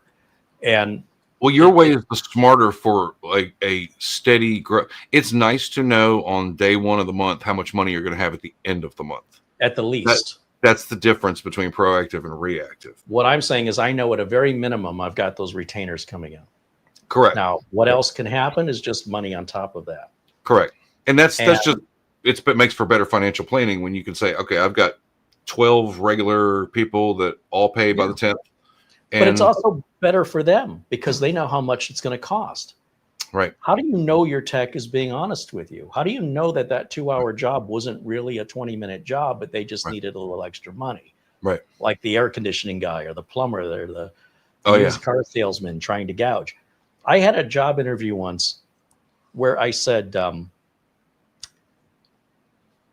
it was a computer tech job. And I said something like, how many hours? Is this a full-time job? Like, what are the hours?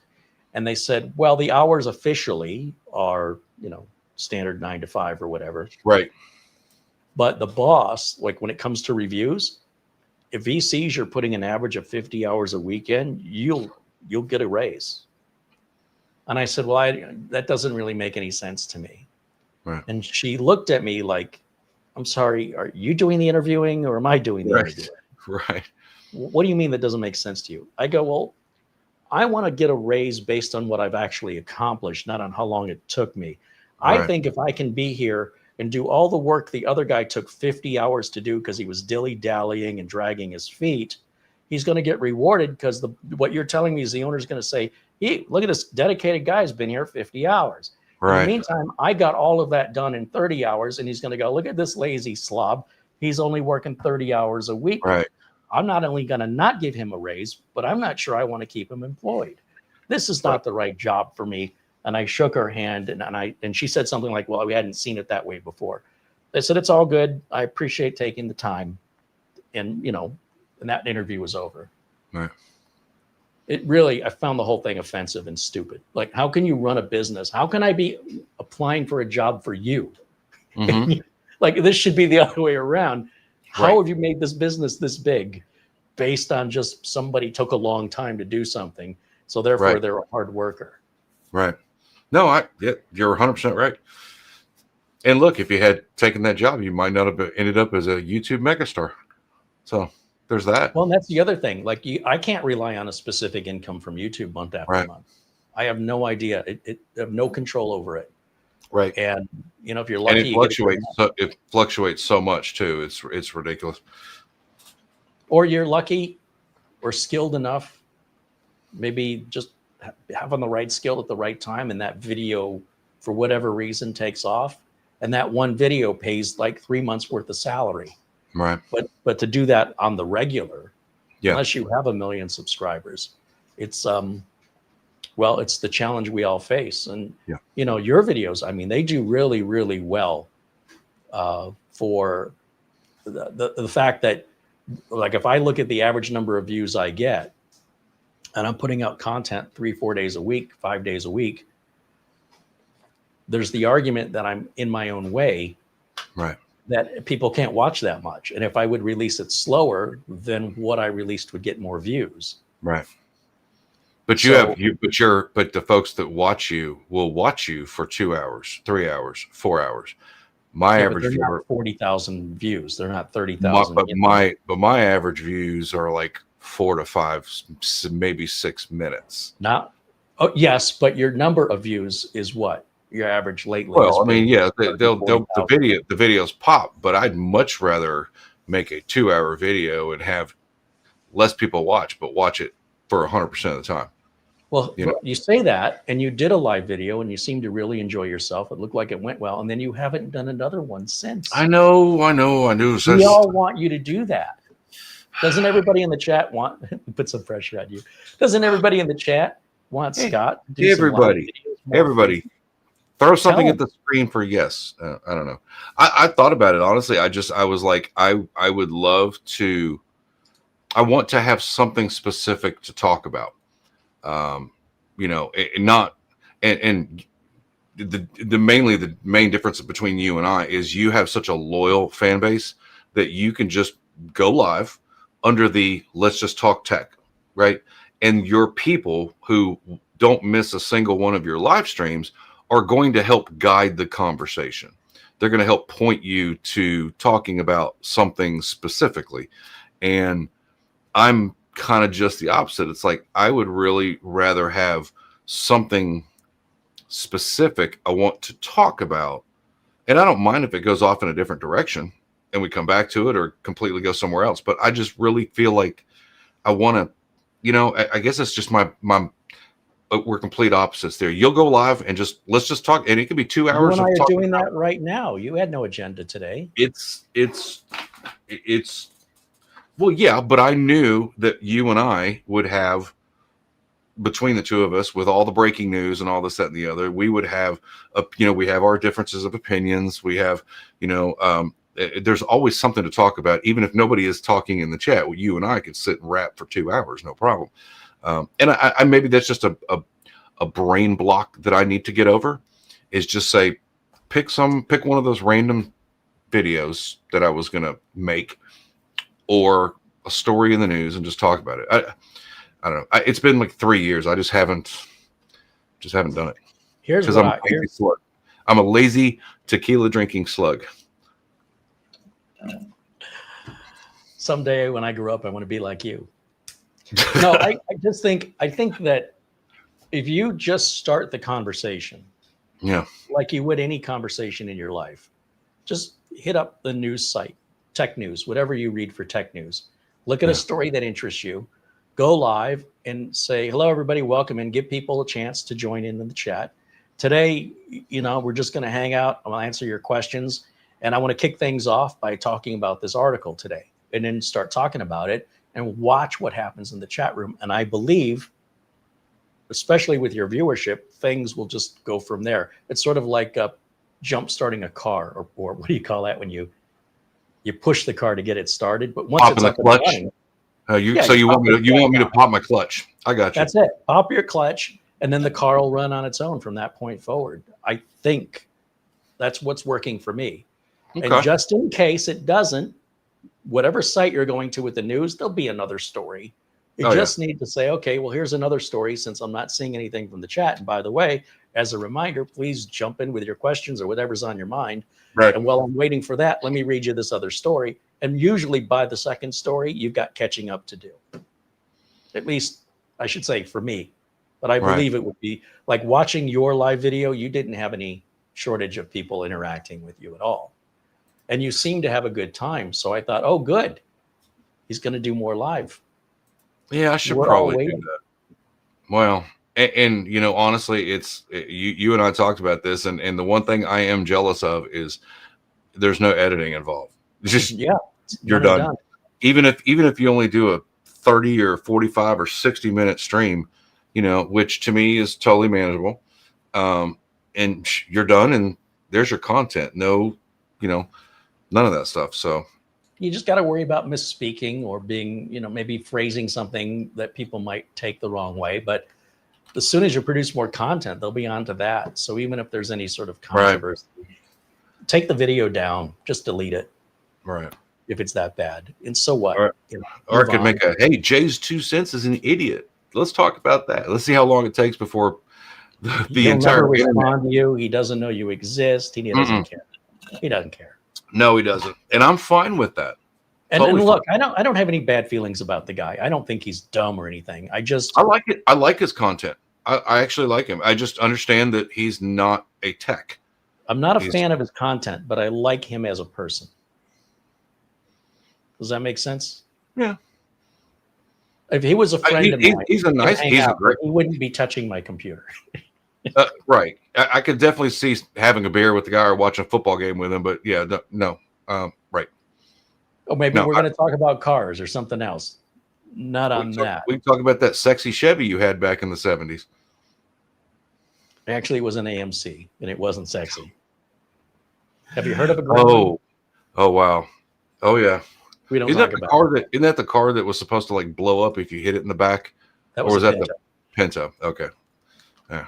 We had a Gremlin, and I had a Hornet, both made by AMC.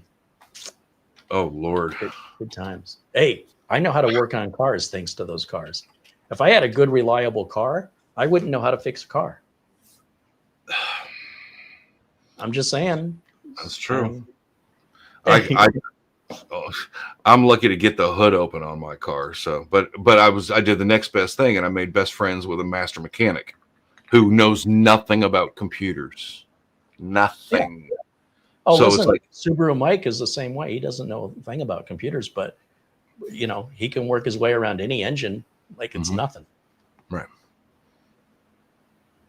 I was looking, just speaking of tech news.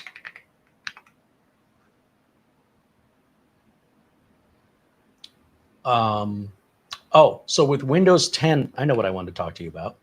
Oh, Lord. End of support? Yes. Yeah. What's going on in your world? Well, are you getting a lot of people concerned about that calling or? Yeah, well, I'm getting a lot of people panicked about, first of all, I have to tell them, look, your computer's going to not stop working on October 15th. Okay. Right. That's because people who don't know different, they hear unsupported and they somehow think it's just not going to turn on. So I'm like, your computer will work fine, XYZ. And then, you know, and then of course I tell them, you know, from what we heard before, you can pay the $30 for the ESU for 1 year. You know, if you want to go to Windows 11, there's several options. You know, I can point you in the direction of a new PC. You know, and then I saw, was you sent it to me about the Microsoft extending support if you log in with a Microsoft account? Was that you? Did you send that to me? I can't. Somebody, I thought it was you. Somebody sent it to me. Something. And it was. I think it was a Theo Joe video. And basically, long story short, for anybody who doesn't know, is that instead of paying $30, which by the way, I'm a little upset at Microsoft for this. I'll get back to that in a second. Instead of paying $30 extra for 1 year of added support, now Microsoft is allowing people to just get that extended support for 1 year by logging in to your Microsoft account through your PC. Even if you don't actively use it, just log into it, go into your Windows updates, get the free extended support, and then log back out and use your local account. You still got support. Now, what I'm mad about is that Microsoft didn't just come up with this idea. They knew about the $30 ESU extended support for months, for probably at least a year. So here they are taking $30 chunks of change from people who absolutely don't want Windows 11 at all for any reason, no exception. And then, oh, by the way, well, it's not $30. Just log in with your Microsoft account. It's free. Well, shouldn't you get your money back? Because Microsoft could have told you that. I'm a little upset about that. Well, I'm a little confused. I'll tell you why I'm confused. Okay. My understanding is there was no option to pay the $30. It never existed. They said this will be an option, but when they actually implemented, they implemented three choices. One, pay the $30. Two, sign in and back up your PC settings. Or three, use 1,000 Microsoft points. Right. I'm not aware that any single option ever existed alternatively without the other two. Therefore, I have not. Yeah, I just know that I have had viewers, people that loyal to my channel, that have reached out and said I paid the $30 for the extended support. And now, granted, I don't think there was ever a time, and I could be mistaken. I didn't think so either. I didn't think they were going to actually do that until after October 14th. But I don't know. No. It's now. But the Microsoft was talking about implementing $30 a year, and that would double every year. So $60 on year 2, $120 on year 3. Right. Now they're not talking about year 2 and 3. Now they've kind of reverted back and said, okay.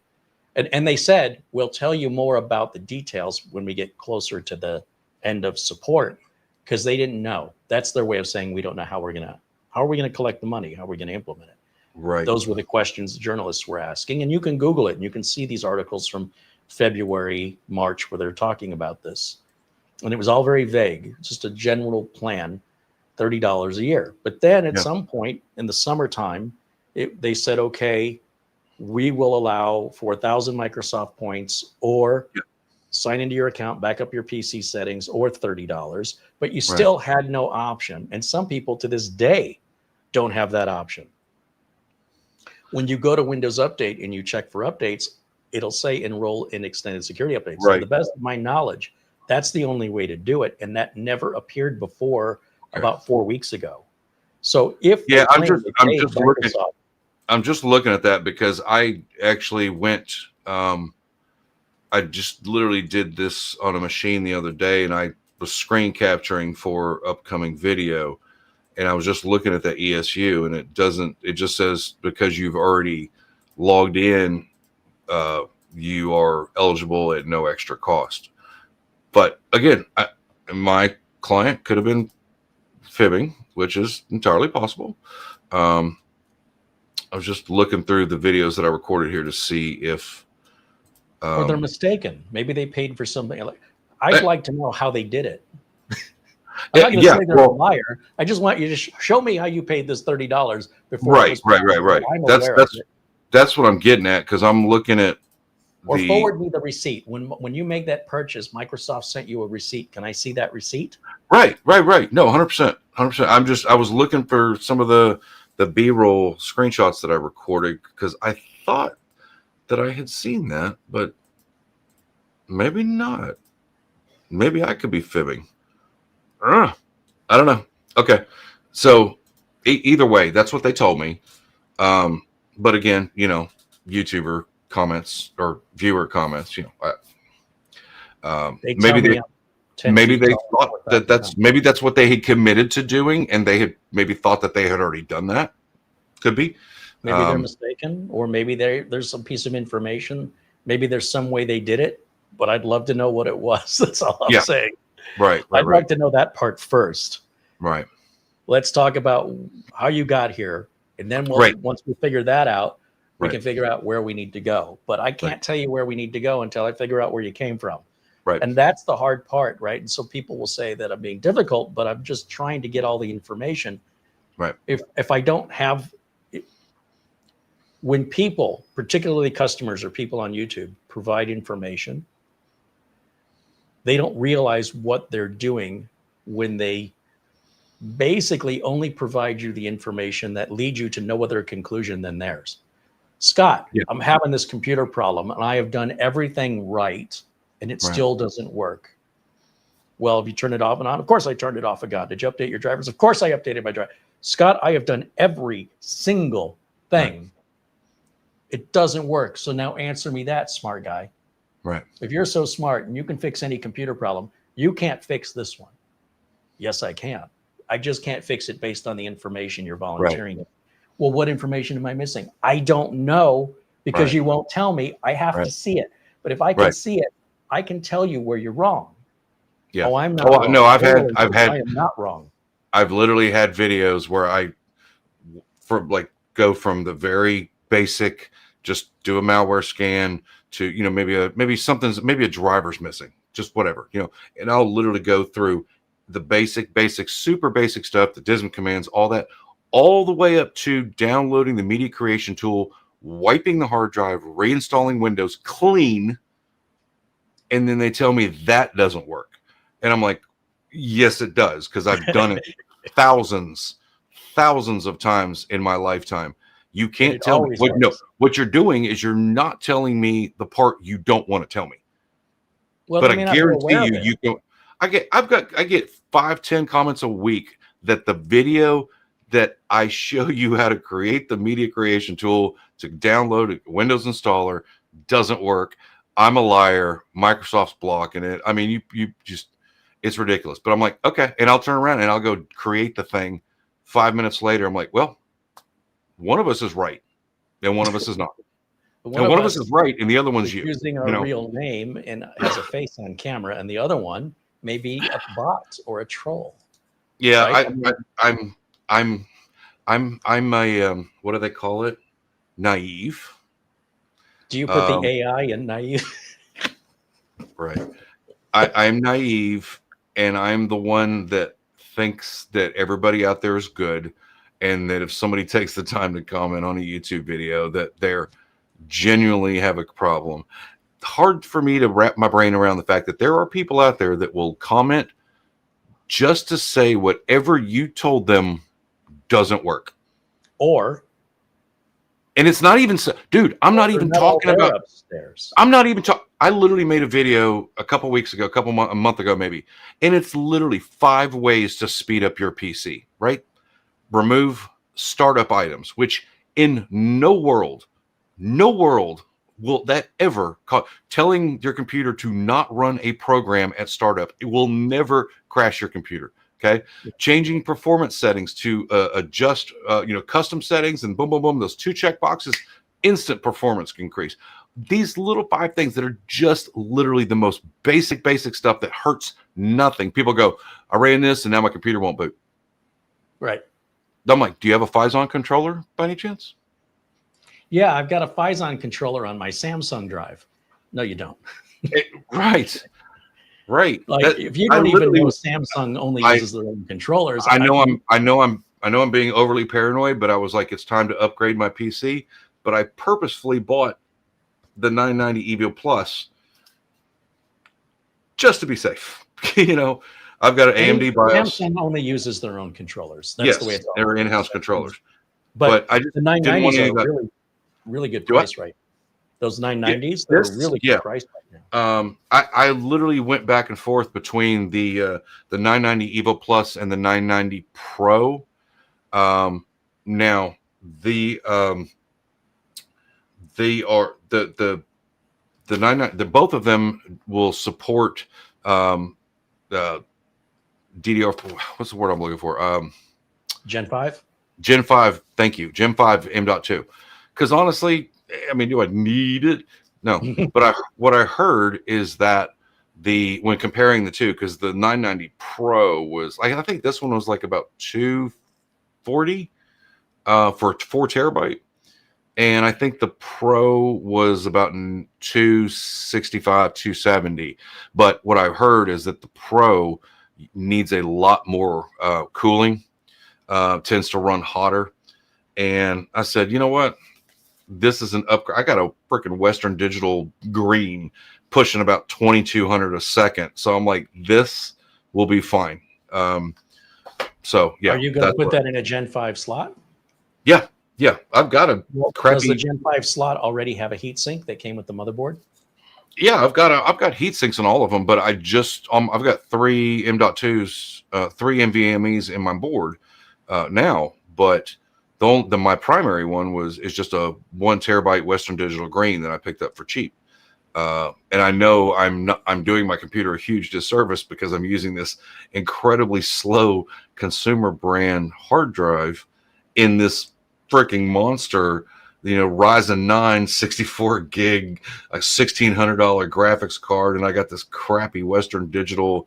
I mean, I'm guarantee you that's part of the reason why my computer's like, hello, and so I was like, you know what? I earned it. I'm going to spend some of that fancy YouTube money and invest in my channel. But ironically, it's a twofold reason I bought that, because you're going to love this. I get viewers sending me SSDs and stuff off my wish list, and I love it. But I had this SP2280 M.2, and then FICWAT, which I've actually used FICWATs before. I think they're pretty decent. And then, of course, my Samsung. But you might recognize this. Oh, the Zyke drive, yeah. Yeah. Well, they're like, and they sent it to me, and I was like, I'll test it. They didn't send me any drives. I was like, okay, well, sure. Let me just come off a couple $100 and get some drives. Right. I was like, whatever. So I went looking through my inventory yesterday, and I was like, oh crap, I've got 3 NVMe drives. Guess what it should be time to do is make a video about the Zeek enclosure, or the Zyke. Is it Zyke or Zeek? I think it's Zeek. Maybe it's Zyke. I think it's Zyke. I don't know. All right. So don't tell me I didn't watch your video, because honestly, I was like, I didn't want to be predisposed. Do you have a fast Gen 3 drive you can put in there, like a Samsung 970? No, I've got the 990. A Gen 4 drive would be a waste of money in there. And also, do you have a Thunderbolt 4 drive or USB 4? I do not. Just trying to see, look on the specs here. See, the here. maximum speed on that is 4,000 megabytes per second, which after all the headroom and error correction parity, you're probably looking at around 3,700 megabytes per second. Right.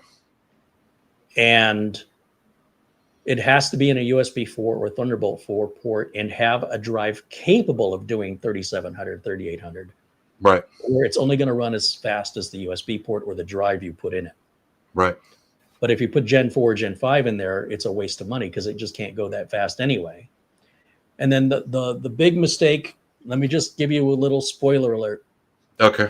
If you notice really slow write speeds, like they're just preposterously slow, and you're wondering what you did wrong, and this only applies to external drives, not to internal drives, you want to go to the disk management and right-click on that drive while it's plugged in and make sure you check a box that says to enable write caching. Write caching. And once you do that, boom, your speeds will come in. And it's not, to me, it wasn't clear. Like I thought something was wrong. But if you plug that drive into a USB 3, it'll work. It'll only run to 2,000 megabytes per second, regardless of how fast the drive. Which this 990 will be overkill, but way overkill for that. Yeah. And I think what do they charge for that? This enclosure. I mean, it's $100, isn't it? Yeah, and that's what I'm thinking. It's like, I mean, I'm not trying to already be like, I'm not sure I'd pay $100 for most people unless you're doing just ridiculous amounts of data on the daily and you have all the ports and all the connections. I just don't see spending $100 on this when you could spend a third of that and get almost as good performance.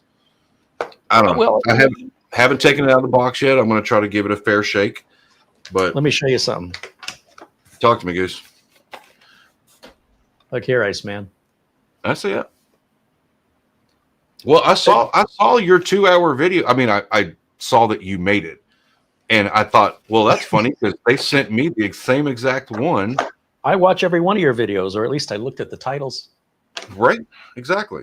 But first of all, I was curious because I was like, how in the hell does he talk for 2.5 hours about a drive enclosure?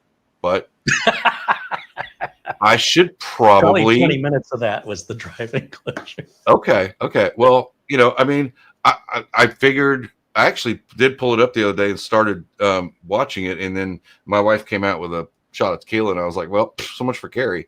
And but I figured, I know, right? But I figured, and honestly, when I saw that video pop out, they had already agreed to send this to me, and it's been sitting here for months. I haven't even taken it out of the box yet because I'm like, if they want to give me grief over a freak, I'd be like, here, I haven't even opened it. Take it back. I don't want it. I'm done with you.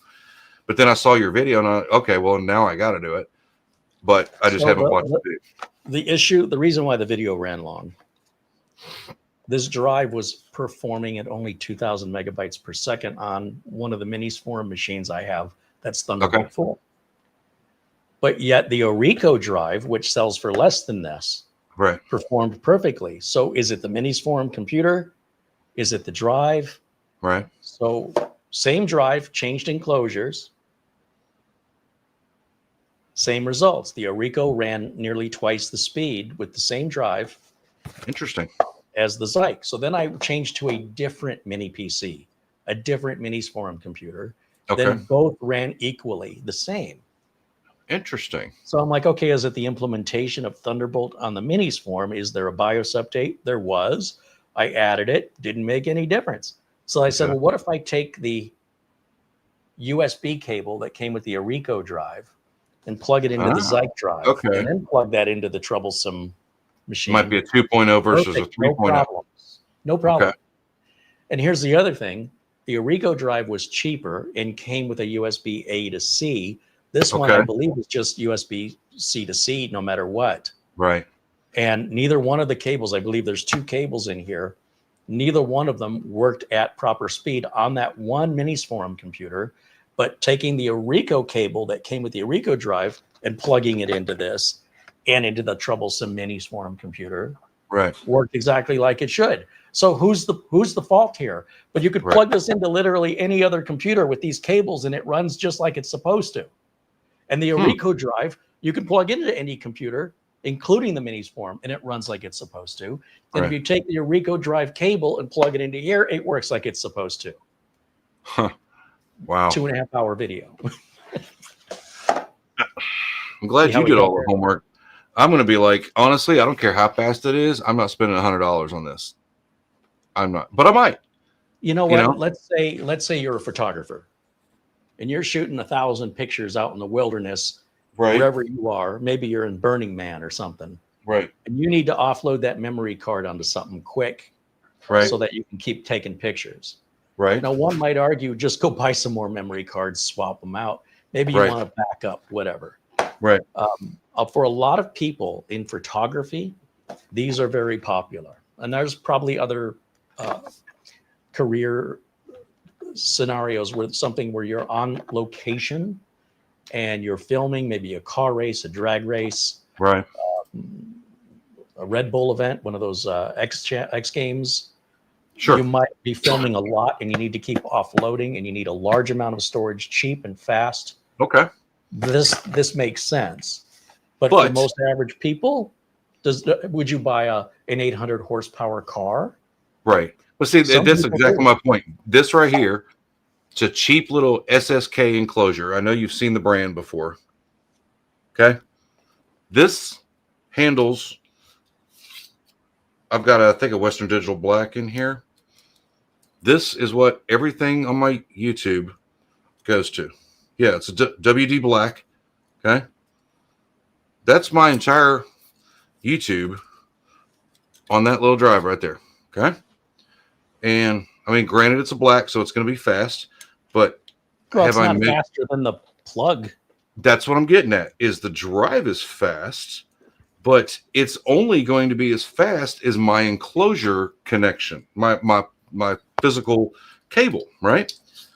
I would be willing to bet, without being 100%, I'd be willing to bet that this thing, even if the drive is capable of 4,500, 5,000 a second, I'm guessing this enclosure, even though it's probably not Thunderbolt, so it's going to be what, 20 gig max, but I guarantee this thing probably doesn't. Not even, because for you to get 20, you'd have to have USB 3.2 Gen 2 by 2. Right, and I'm pretty sure this is just regular. It's probably anyway. My point is that even that, I can record 4K because I can record straight to this card, and then of course everything gets backed up to the NAS. But every video I make gets stored on this card, and 4K 30. Okay. Never have a problem. So my point is SSK enclosure here, okay, that I think I might have paid $13 for, maybe. Yeah. Versus, and honestly, I could go put a 4 terabyte. I could put this 4 terabyte 990 in here if I wanted to. Right? It's a 1 terabyte drive. I'm just running out of storage space. So I bought the 990 to put in the main PC. But is it $100 more value? Is the 800 horsepower car more value? It's going to be a lot more money. If you get a V6 Dodge Challenger versus a V8 Dodge Challenger, right, versus a V8 Dodge Challenger Scat Pack versus a V8 Dodge Challenger, what was it? The Hellcat, and then there was the Demon. What was it called? Oh God. Every one went up by $15,000-$20,000, even though it's basically the same car with a different suspension. Right. The shaker hood. I got to have a shaker hood. Well, yeah, that adds an extra 100 horsepower. You have the snout of the. Don't forget the stickers. The stickers give it an extra. The stickers give it an extra 25 or 30. I'm pretty sure. I don't know if I ever showed this to you, but this is my go-to enclosure right here. This bad boy. Yeah. And the reason why I love this, why this is my go-to, isn't because they write me a check. It's because in business, I have to use tools in order to be good at my job. Right. And the better the tools are, the better I appear to be at my job. So this device is made by Silverstone. The TS16, I think is what it's called. It's got no lid. I can take a drive without any tools.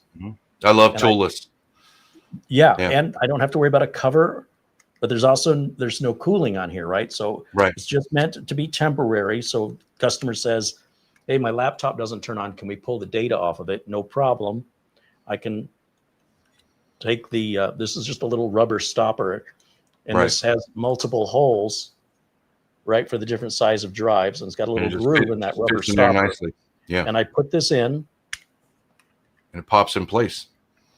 If I can see without my glasses, I line that up, and then I push it down and pull back on the stopper, and the little groove locks it in place. Isn't it great? And I can hook this up, and I can get whatever I need on or off of it. It's not going to overheat for the short time I'm going to use it. And then when I'm done, I just pop that out of there. This is particularly helpful to me when I've done something on camera to a computer and I want to reset the drive. I just want to wipe the partition and set it back to new and put it back on the shelf for the next time I need a clean drive. I don't want the OS remaining on it anymore. So I can pop it in here, run the diskpart command, do the clean command, and then unplug it and put it on the shelf. I'm done. I don't have to deal with a fancy dock or fans and all this other nonsense.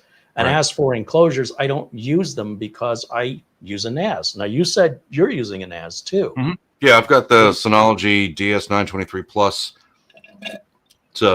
That's the 4-bay, right? Yes, the 4-bay, and I've got 28 terabytes in there now, I think. How many drives do you have? 4? 4. Yeah, And 4. each drive is I'm sorry. No. I've got 4. I've got 4. I think I got 4 14s in there. They're big. all right. So, So you're in probably a RAID 5 or SHR. right, and I'm running. Basically, I have 14 terabytes of storage, but there's 14 drives in there. They're mirrored. I actually have to. I actually have to redo my entire NAS because it's all wonky. Yeah. So I think it wouldn't it's a make RAID any sense 5. though that the numbers you would either have. So if you did a RAID 1 and a RAID 0, you'd have 28 terabytes. If you did a RAID 5, you'd have another 14. That'd be 42 terabytes. You should have 42 terabytes with 4 14 terabyte drives in a RAID 5 with 1 drive parity. Basically, you subtract 1. Yeah. But if you did a mirror, then you would mirror 2, and then 2 drives acting as 1. I can never remember the RAID. 2 drives acting as 1 would be RAID 0, and then that's what I mirror that to the other 2 drives, and that would be what we call a RAID 10, which is a RAID 1. 1. Right. Yeah, I think the 0 is what, because I think I originally had 2. I think I had 2 7 terabyte drives and 7 terabytes of total storage when it was all said and done. 7. I think I have to go look. Are you ordering off AliExpress? No, Synology sent them to me. They'll send you some 4s and some 8s. I'm telling you. Hang on. No, hold that thought. They don't make a 7. Hang on. I want to call it.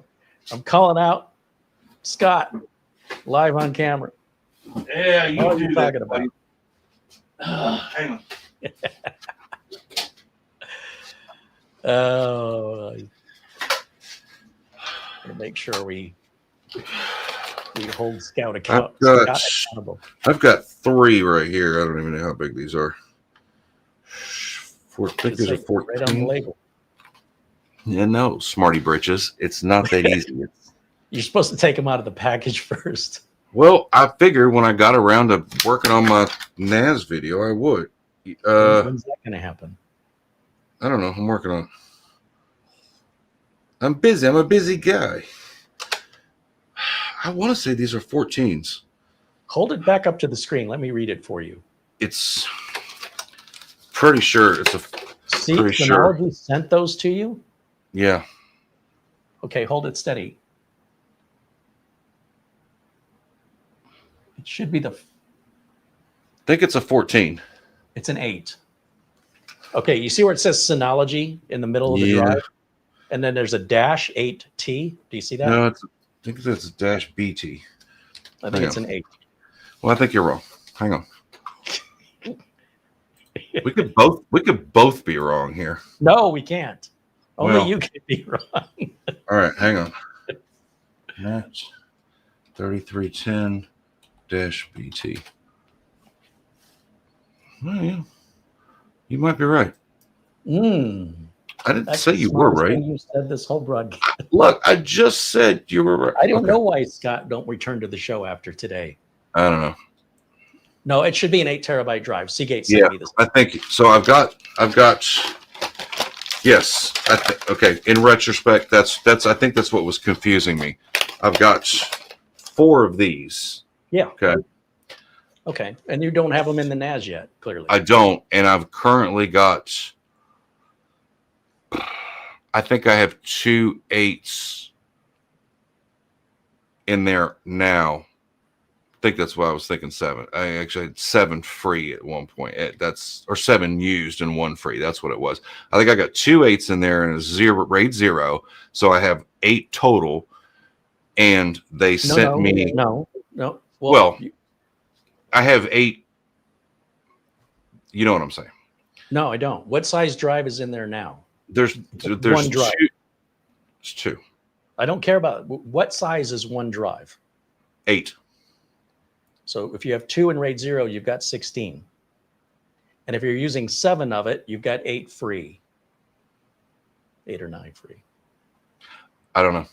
I'm not the NAS guy. I'm going to go back to SpaceX Rex or whatever his channel. I'm going to learn all about Synology because I don't know. What I do know is that I somehow accidentally set it up to where it backs up this entire drive every time I write to it instantly. I don't know how I did it. Apparently, I clicked on the wrong thing. It's taking everything off of that external drive and moving it to the NAS, or the other way around. No, it's not moving it to the NAS. It's just replicating to the NAS. Duplicating. It's like I will literally add a file on here, and within a couple minutes, it's on the NAS. And I can delete it off the NAS, and it deletes it off. It's syncing it somehow, but I don't know how I did it. Okay. I know a lot, but I don't know. I'm the first person to tell you when it comes to NAS, I know NAS are awesome, and I don't know squat about how to do it correctly. I'm learning. There's a guy that knows a bit about it you could talk to. I don't want to bother you. You're a big famous YouTuber. You know those rock celebrities that would sell out arenas? Yeah. And then they go back to the hotel room all by themselves and sit alone. Is that you? I'm just saying, not as, even if I were that popular, they're very lonely people. Here's what I'm sure you can relate to this. I do better educating myself versus having someone help me. Or you've never had me help you before. No. But like I'm saying, and I think his channel SpaceX. I think you know what I'm talking about. Very good. Yeah. He's very as his NAS compares. They both do a great job.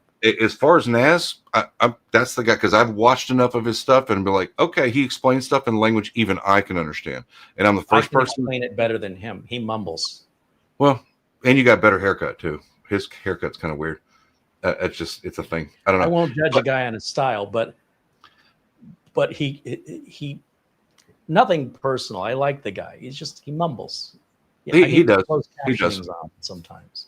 So long story short, what I'm trying to do is get to the point where I'm just going to take everything off, take everything out of the NAS, right? And then what I want to do ideally is just start over. Okay. I'll tell you what. I have an idea. Start over from scratch. I have an idea. Talk to me, Goose. I think I have a 923 sitting here. I think I have 4 8-terabyte Synology drives sitting here. Okay. Just going to put this out there. You don't have to answer me. I'm just planting a seed. We could do this together in a video. Okay. I put your right hand in, you put your right hand out in. Take your right hand out, you take your right, and then we do the hokey pokey and we turn ourselves about, and you're all said and done. You just follow right along with me, step by step, click by click.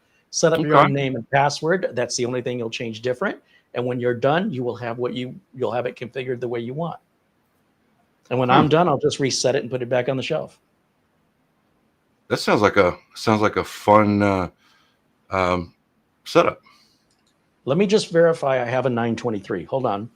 Entertain the troops for a minute. Okay. Well, they sent me a 925 also. So if you need the 920. So. Wait, that's a 4-bay too, right? Correct. They sent me, okay. They originally sent me the 923 with 2 8-terabyte drives. Okay. Made the video about it. Obviously I'm a novice user, but it's super easy. Boom, boom, boom. I'm set up. Okay. And then they obviously liked what I did. So they sent me a 925 with 4 8s to go in it. So I could theoretically run both of them at the same time, but not sure why I would want to do that unless maybe I wanted one dedicated just for, illegally downloaded movies and the other one for actual data. So told you all you have to do is ask me. You could download my content. You don't have to call it illegally downloaded movies. Okay. Fair enough. But okay. No, you know what? Hey, that's actually a really great idea. What you had, let's set up our NASs together because I've been meaning to do it. I just got an adult sleepover. I know, but what I wanted to do is I wanted to, And you know what? The 925 and the 923 should be pretty much hardware-wise or almost the same. Oh, I've also got there's some drive restrictions on the 925, but with the Synology drives, they set up the same. They set up themselves, and if you want to use Seagate or Western Digital, then I have a workaround for that. Right, and I remember that. But the only thing that's different is, because it includes that 1 gig card. They did send me a 10 gig Ethernet.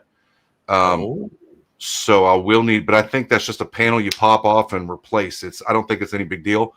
But I think it would do me a lot of good to actually go through this process, like just start over.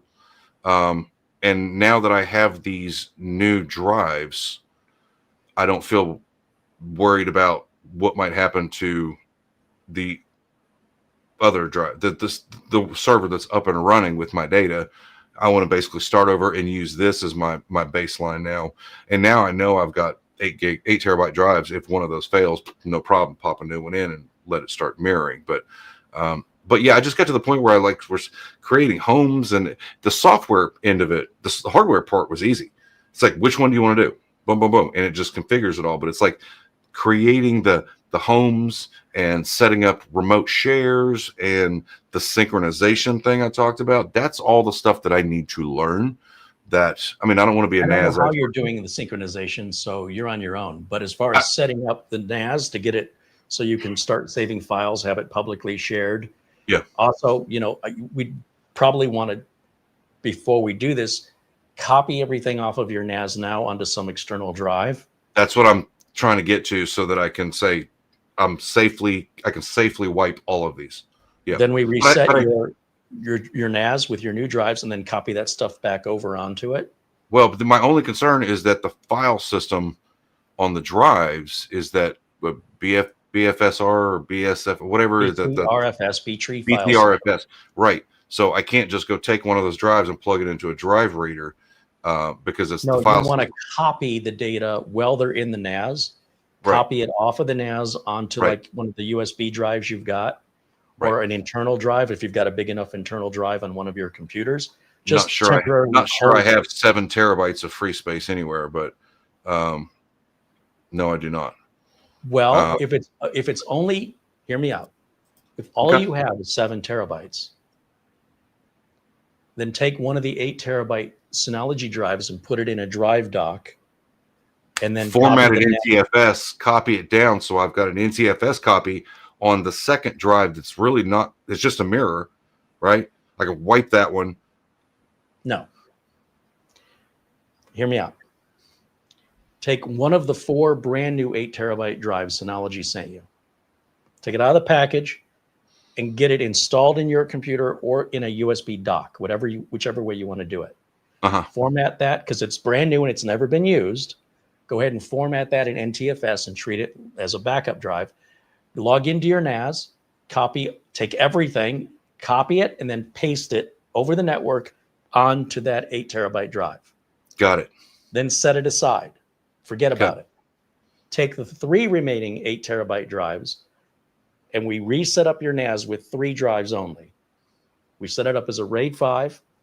We get that all set up, and then when that's done and it's ready, we copy everything off of that 8 terabyte drive that you've set aside, copy it all back over to the Synology.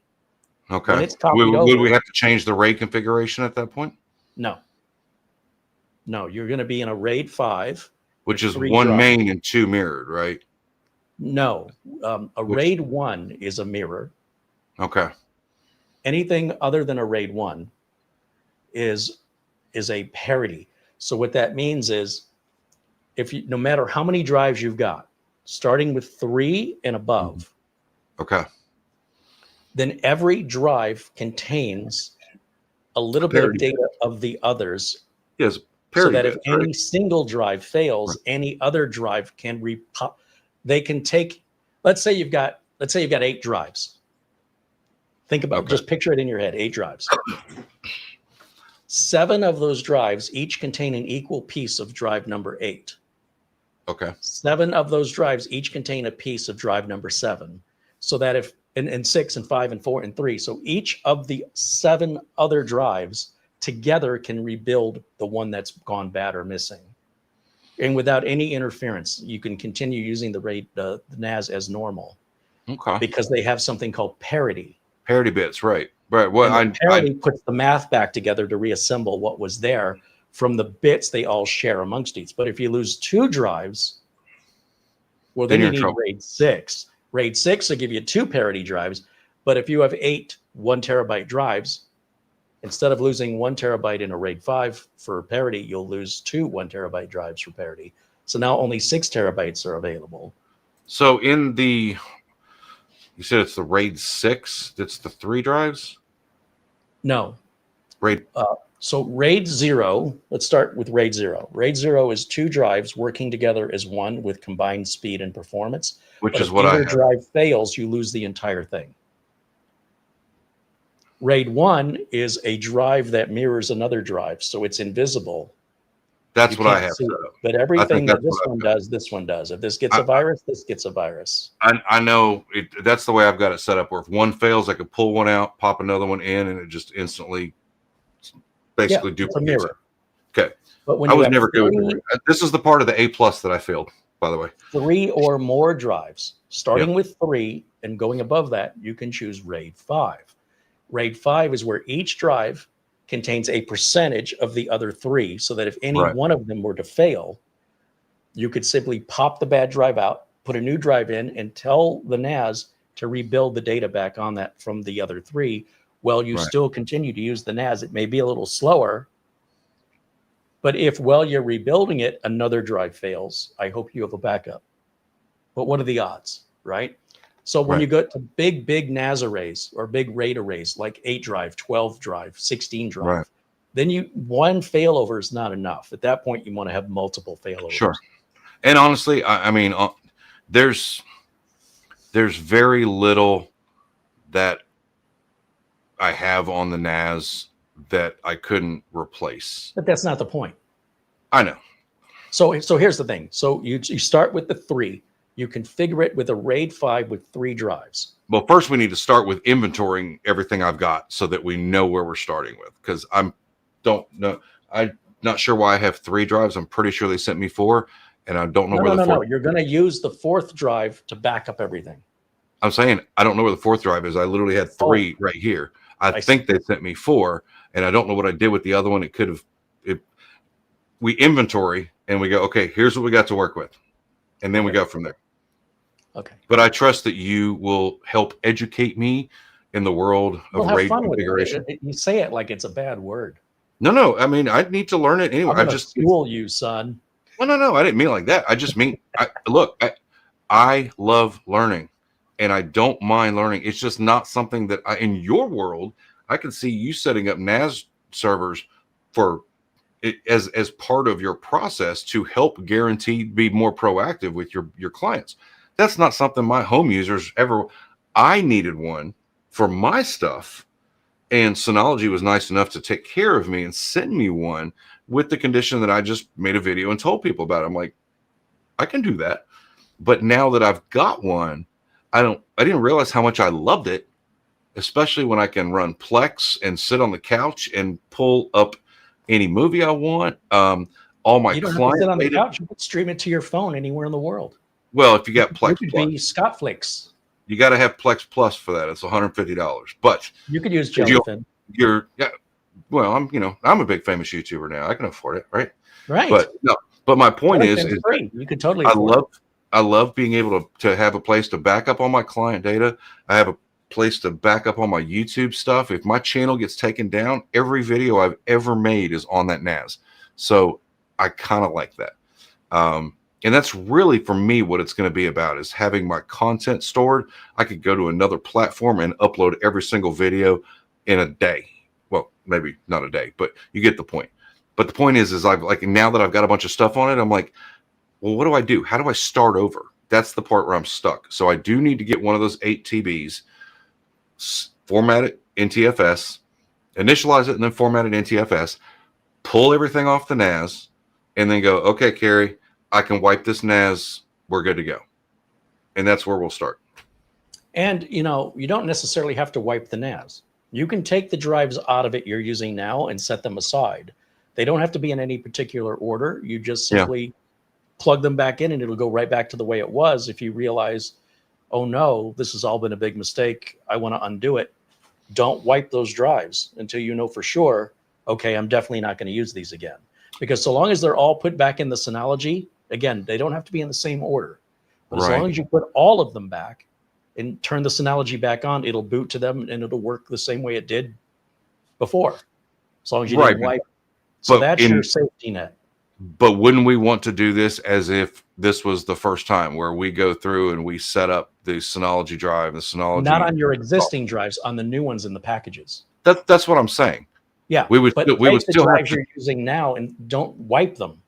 Okay, I got you. So the Synology will go, hey, we need to know what you want to do with these drives. The new drives. Maybe I'm misunderstanding. You have a NAS now you're using. Yes. It has drives in it. Yes. Okay, just so we're clear. The drives you're using today, we're going to take those drives out, but we're not going to wipe them. That's all I'm saying. No, I get that. Take them but out. We're going to back them up first. You might want to keep them close by. It's a safety net. Yeah. If everything goes as it should, you should never need those drives ever again. But don't be in a big hurry. Just let the drive sit there. Make sure you have some time. Make sure you didn't forget anything. Right. No. Now I feel safe. I can go and wipe those drives later. No. What I was saying is I need to back those drives up to one of the new drives first. Yes. Then pull the drives out, put a label on them, don't touch them. Still can pop these back in the NAS if I need to. Until the new NAS is up and running, don't worry about it. I 100% understand that. I just was thinking, when you put brand new drives in the NAS, your software configuration is on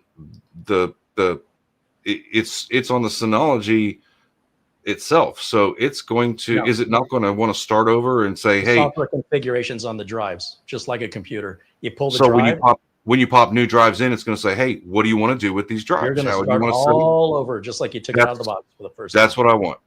So we'll do that. You got to pick a new login name, new password. Yeah. It's going to download the operating system, the DSM. You're going to go through all that. It's going to ask you, it's going to walk you through the wizard.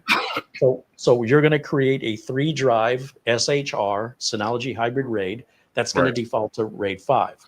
When all that's done, you create your share in your permissions, and you're going to copy everything off of that 8 terabyte drive that you backed up back onto the NAS again.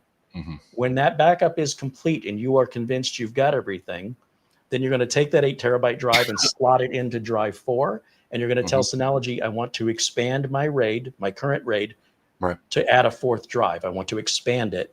And it'll say, you're going to erase everything on 4th drive. Are you sure you want to erase it? You say yes.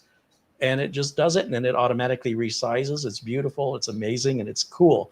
And now that you've got one and you use it and you see how useful it is, you might be selling them to clients that you say, well, my clients don't need it. Well, you didn't know what it could do, so you weren't offering it. Right. You may not have recognized the client could have used it because you don't know any better. But now that you've got it, all of a sudden you're going to see opportunity where, oh, this client could probably benefit from a NAS, and I could sell that and set it up for them. That's how I got started. I didn't get started to offer my clients NASs. I started with one on my own. And then I said, oh, I see how this could help this client and this client. And that's, you're taking the right first steps, but don't dismiss or discard the value that holds to current or future clients that you just never recognized it before. Right. Well, that's honestly, I know that a NAS is ultimately one of the best backup solutions you could have. Okay. It's not a backup. Well, I mean, you know what I'm saying? I have all my stuff backed up to it. So why is it not a backup? If you get ransomware right now, will it infect your NAS? Yeah. If your building burns down, catches fire, nobody sees this coming. Is your NAS in the same building as the fire or flood? If somebody breaks into your house and steals your NAS, if lightning strikes, power spikes your house, and all your electronics fry, where's your backup? Okay. I'll bite. So I'll buy that. The only time a NAS is beneficial in regards to a backup is one circumstance, and that is drive when you're backing up offline to somebody else's NAS. No, What I'm saying is the most common reason people lose data, and there's lots of, there's endless ways people lose data. Right. But the most common is drive failure, especially Right. mechanical drives. Right. So since that's the most common, by having a number of mechanical drives that can carry a little bit of data from the others around it, Right. you can recover from that failure Right. very easily. You're mitigating your losses a little bit more than just. There is no loss. There's no loss. You just pull the drive. You don't even have to stop using it. You can keep using the NAS. Right. Well, it's rebuilding. It's really incredible. This is especially useful in a business where you can't say, sorry, everybody, you can't go to work today because we got to rebuild the array. The array rebuilds while everybody's still working. They don't even know it's different, except maybe it's a little slower for 24 hours. Okay. Right.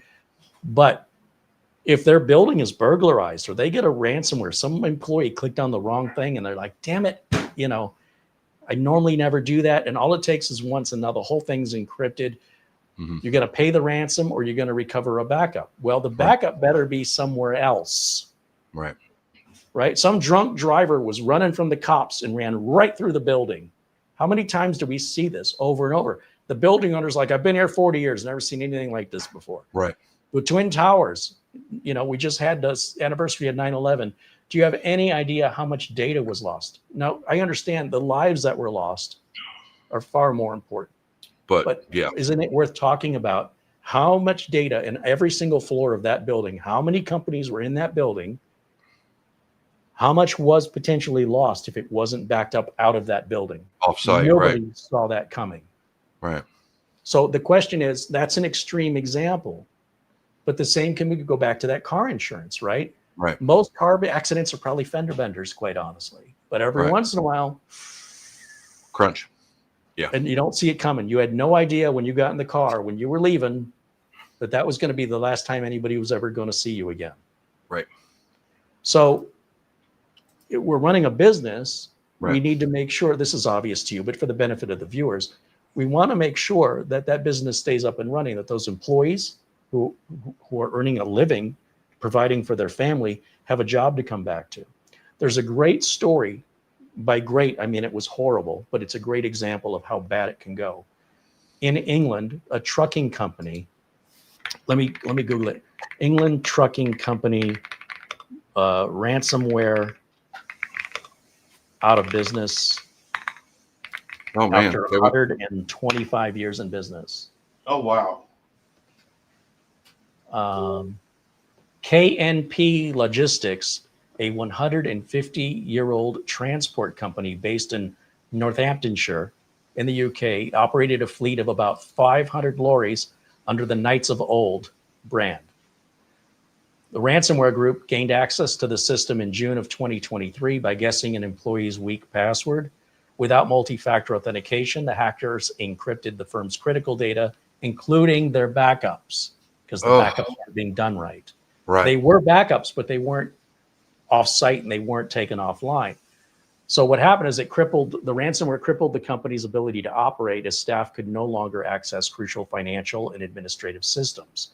Hackers reportedly demanded a ransom up to £5 million, a sum the company was unable to pay that kind of money. The attack ultimately forced KNP Logistics into administration insolvency, leading to the loss of 700 jobs and a complete collapse of the entire business. Wow. This just happened. So the whole thing started 2 years ago, but the whole collapse, like there was no recovery.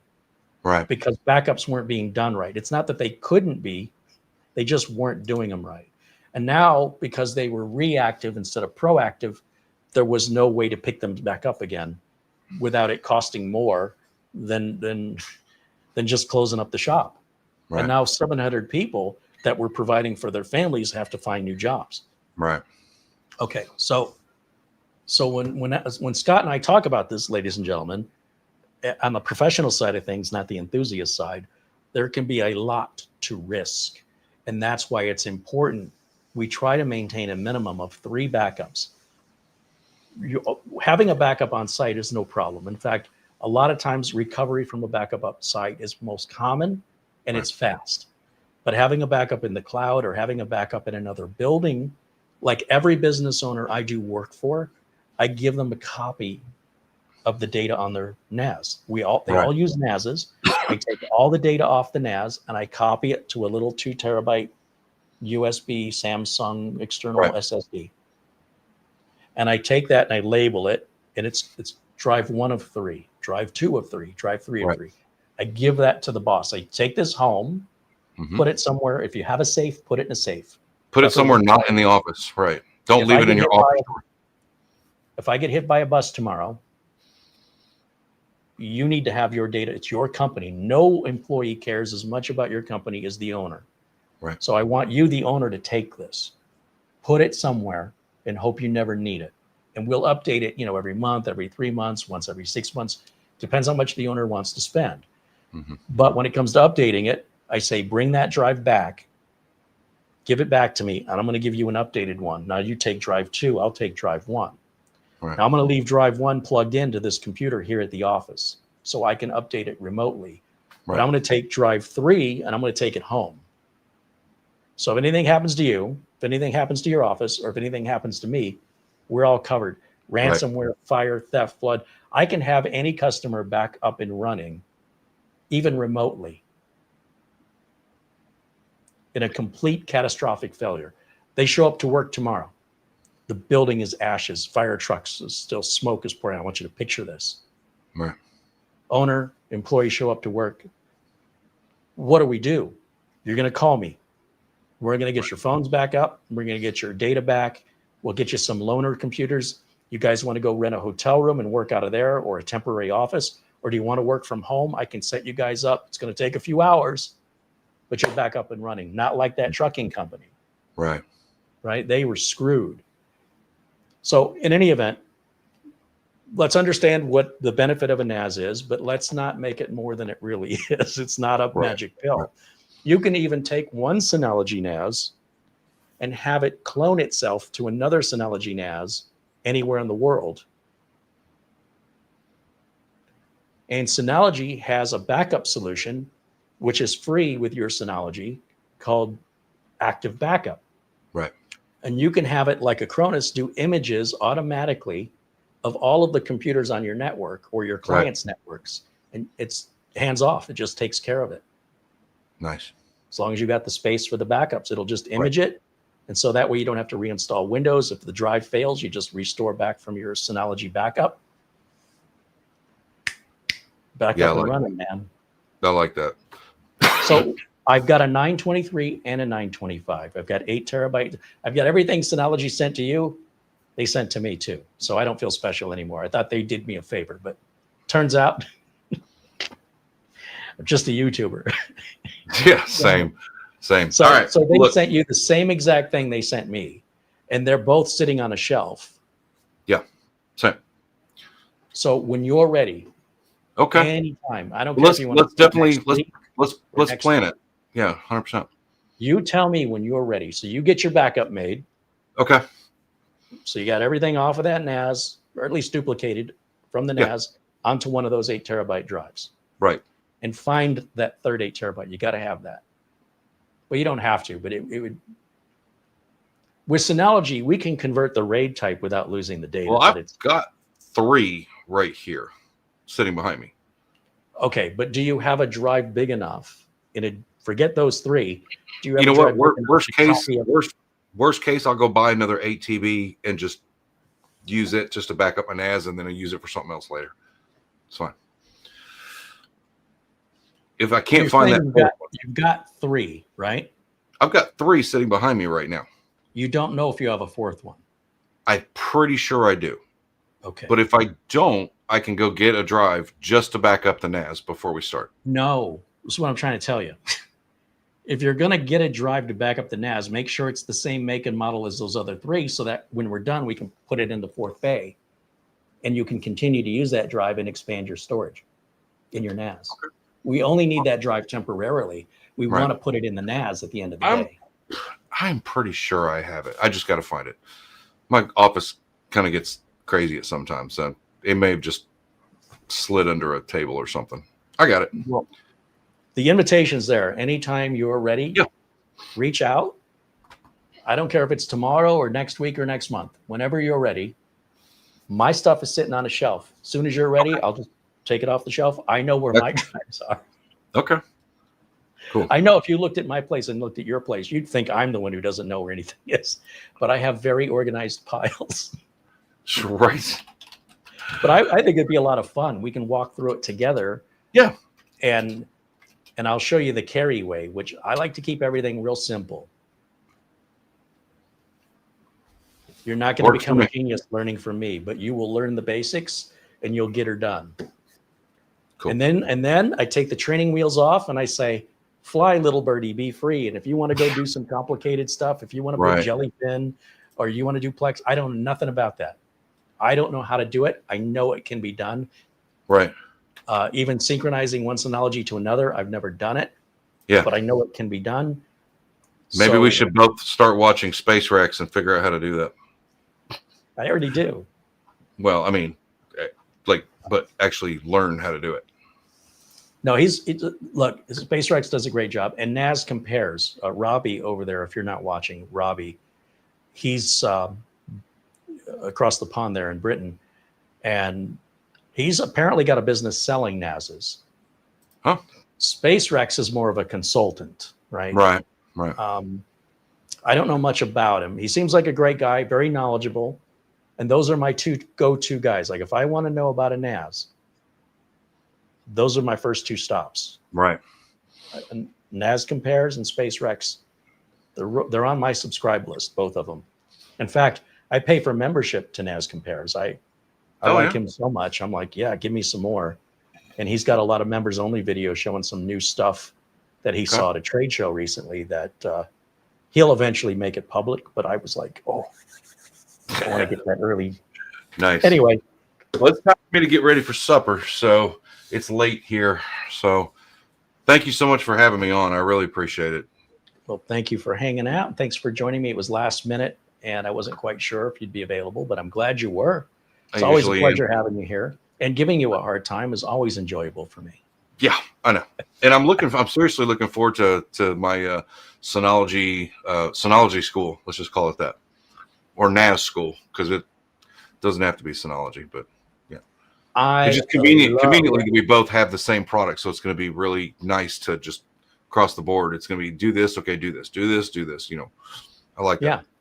Yeah, I think it'll be a lot of fun, and I like setting up the Synologies. They're kind of fun to set up for me. I'm twisted that way. I just need an excuse to do it. So, well, it's especially fun when you have a big fat drive and nothing on it. That's the best part.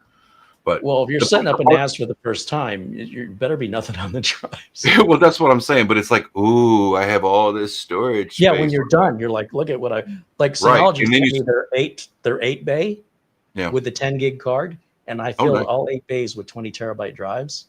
Soon I'm taking over the world. I got a little evil. And I think I have 40 terabytes used and 60 terabytes free. It's so stupid. What the hell am I going to do with it? I don't know. I have no idea. Did you download YouTube? Okay. I downloaded the internet twice. Oh, man. I don't know. But yes, no. So I'm definitely looking forward to Synology school. I will take care of that. I will find that fourth drive. I will back it up. Well, I'll format it, get all the data off of it, and then we'll sit there. Make a live video out of it. And then we'll give you a fantastic video on camera. I think it'll be tons of fun. So anybody else wants to buy a NAS and follow along with us, free school. Right. Any size drive you want. Doesn't have to be 8 terabytes for anybody watching along, wants to follow along. And just real quick, I know you got to go. There was something I saw in the chat room. Scott says, thanks, Carey, Mara, and Scott. Great discussion. Thank you. Flattery will get you everywhere. Thank you. Do the 925 so the compatibility script can be installed. Well, Scott has Synology drives, so he won't need the script. Even if he does the 925, there's no reason. The script on the 925 is to bypass using another manufacturer's drive other than Synology. Scott doesn't have another manufacturer's drive. All he has are Synologies. So whether Scott wants to set the 923 or the 925, the script does not apply either way. Since they're Synology drives, they work the same. The setup is the same. Right. But it might be worth buying a non-Synology drive just to show people how to do it. You could. I mean, there's no rule that says the drive has to be the same make and model. You know, that could be drive 4 is a Seagate Iron Wolf or something. Right. But you're going to be dropping, you know, what's an 8 terabyte drive? Well, the Synology drives, the 8 terabytes are too. No, hang on. I just looked it up. Hang on. I'm going to look it up too. Calling you out, Scott. I'm not saying you're wrong. I was just looking up the part number. I literally looked up the part number. HAT 33. Oh, let's try it with a H instead of an N. It might make a difference. Oh yeah, look at there. Okay. I'm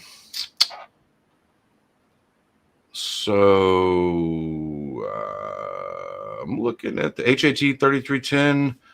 It's about 240. It can't be right. No.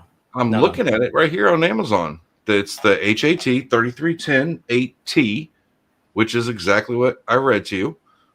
3 options from 241 for the 8. I would never lie to you. Give me the make. Hold on. Synology. It's HAT. Yeah. 3310-8T. Sure, that's not a B. Huh. Funny guy. B&H Photos got it for $200. I was just looking at the Amazon price. That's all. Yeah, that's not the good place. So Amazon, like Costco. It's a Synology brand. It's a Synology drive. I sold understand. from the Synology store. But let's look at like the Iron Wolf. Iron Wolf 8 tera is $179. And the Iron Wolf's a good drive. Hell, I got an 8 terabyte Barracuda, but it's not a NAS drive. Yeah, you need a NAS drive. So yeah, Western the Iron Digital. Wolf. Yeah, the Iron Wolf's $179. I can have it tomorrow. You could do that. That'll work. So I wouldn't, but you could totally do. Let me see if I can find that 4th drive, because if I could avoid spending $200, I will. And it'll be better overall to have all 4 drives. It's not required. Yeah, if I can't, then, and I'm going to have to buy a drive, I'd rather just go ahead and, I mean, Synology gave me a freaking NAS with a handful of drives. I'm not worried about spending $200, but it would be additional value to the video if we could say, hey, look, we're also going to show you what to do if you have a non-Synology drive. Here's how you have to run it. So, but, you know. If you wanted to save money, you could get a Toshiba N300 8 terabyte drive on Amazon for $167.99. And Synology drives are rebranded Seagate and rebranded Toshiba drives, just so you know. Well, let's get to that point before we start spending money. And wait, one more thing.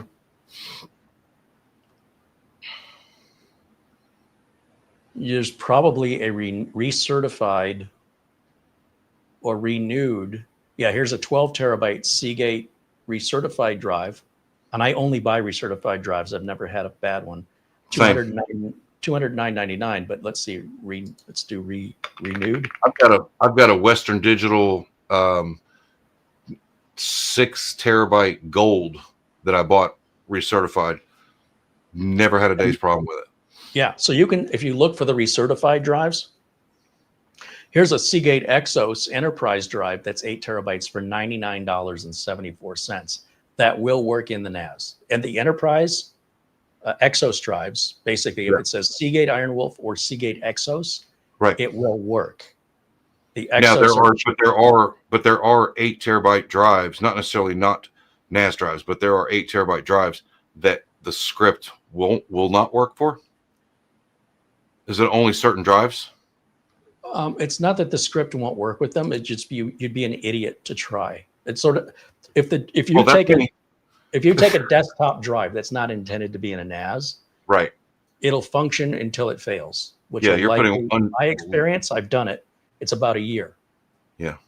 Okay. But if you buy a NAS drive, whether it's an Exos, an Iron Wolf, a Western Digital, a Toshiba, if it's built to go in a NAS, Yeah. I've never seen one fail since the 3 terabyte Seagate Iron Wolves are the last ones that failed on me. So how long ago was that when 3 terabyte was the big size? So whatever that was, like all 4 of them failed. But do not put desktop drives in a NAS unless you want to replace them on the regular. Yeah. Well, you're just putting undue wear and tear on something that's not designed to be run. It's like a Western Digital Purple. It's designed for surveillance, constant, 24/7. You don't want to do that. So, yeah, you could use it for other things. Yeah. I could take a Mazda Miata off road. Might be okay. But if I do that all the time, I'm probably going to have a broken Mazda Miata pretty soon. But you know how to work on cars, so you're good to go. But the script will work on any drive. Yeah, if you want to smack yourself in the face with a hammer, the script will allow you to remove the shield and do that. I don't know why you'd want to, though. It just seems like a weird thing to try to accomplish. Yeah. And it's not that much savings between. Let me know if you need a little guidance on finding a drive, or if you end up locating, if in fact you have a fourth one. Yeah, I'll reach out to you and let you know, when I get to that point, and then we'll say, okay, I'll go ahead and get it done, and then get everything copied to it, and then we'll just go. We'll make probably end up being like a 6-hour live stream, but I bet you we do it in like 90 minutes. Yeah. You can't even talk about a drive enclosure in 90 minutes. Don't I wasn't even talking about the weather for 90 minutes. All right. Well, I'm out of here. I got to go eat supper. My wife's probably in there cursing me under her breath right now. So, but thanks for having me on. I appreciate it. Again, thank you for joining. Always a pleasure. I really love having you here. I can't thank you enough. Folks, if you're not watching Ask Your Computer Guy, you should check out his YouTube channel. Hit the subscribe. If you like my content, you're probably going to like his a lot better because he keeps it a lot more succinct and all edited and polished and it's professional. Pretty. Well, I don't know about all edited and polished, but short. A lot more than mine. Well, and then whenever you're ready, you send me that email. We're going to get you scheduled, and we're going to do this. And I cannot wait. I really want to do this. So it's going to be fun. I think it'll be fun. I won't take it from you. You'll never let me live it down. You've never been more right. Coming from you, that's all the viewers for hanging out with us today. Thank you for your memberships, your super chats, for interacting with us. We enjoy having you here. On behalf of Ask Your Computer Guy, Scott Merrill, and myself, of course, Marlena in the background with the thumbnail and the titles and the video notes. Be sure and check out the video description for things we talked about today. That'll wrap it up. Fantastic thumbnail too, Mara, by the way. Loved it. You better tell her again. Mara, fantastic job on the thumbnail. You can make me look like that every time. I'll be okay with it. And so we got to redo the intro now. I'll put her to work. Right. Maybe I'll put her to work. I'll put her to work having you putting drives in a NAS or something. Oh Lord. Okay. Let's go that route. Smacking them in with a hammer. All right, guys. Thanks for watching. We'll see you all again very, very soon. Until next time. Bye for now.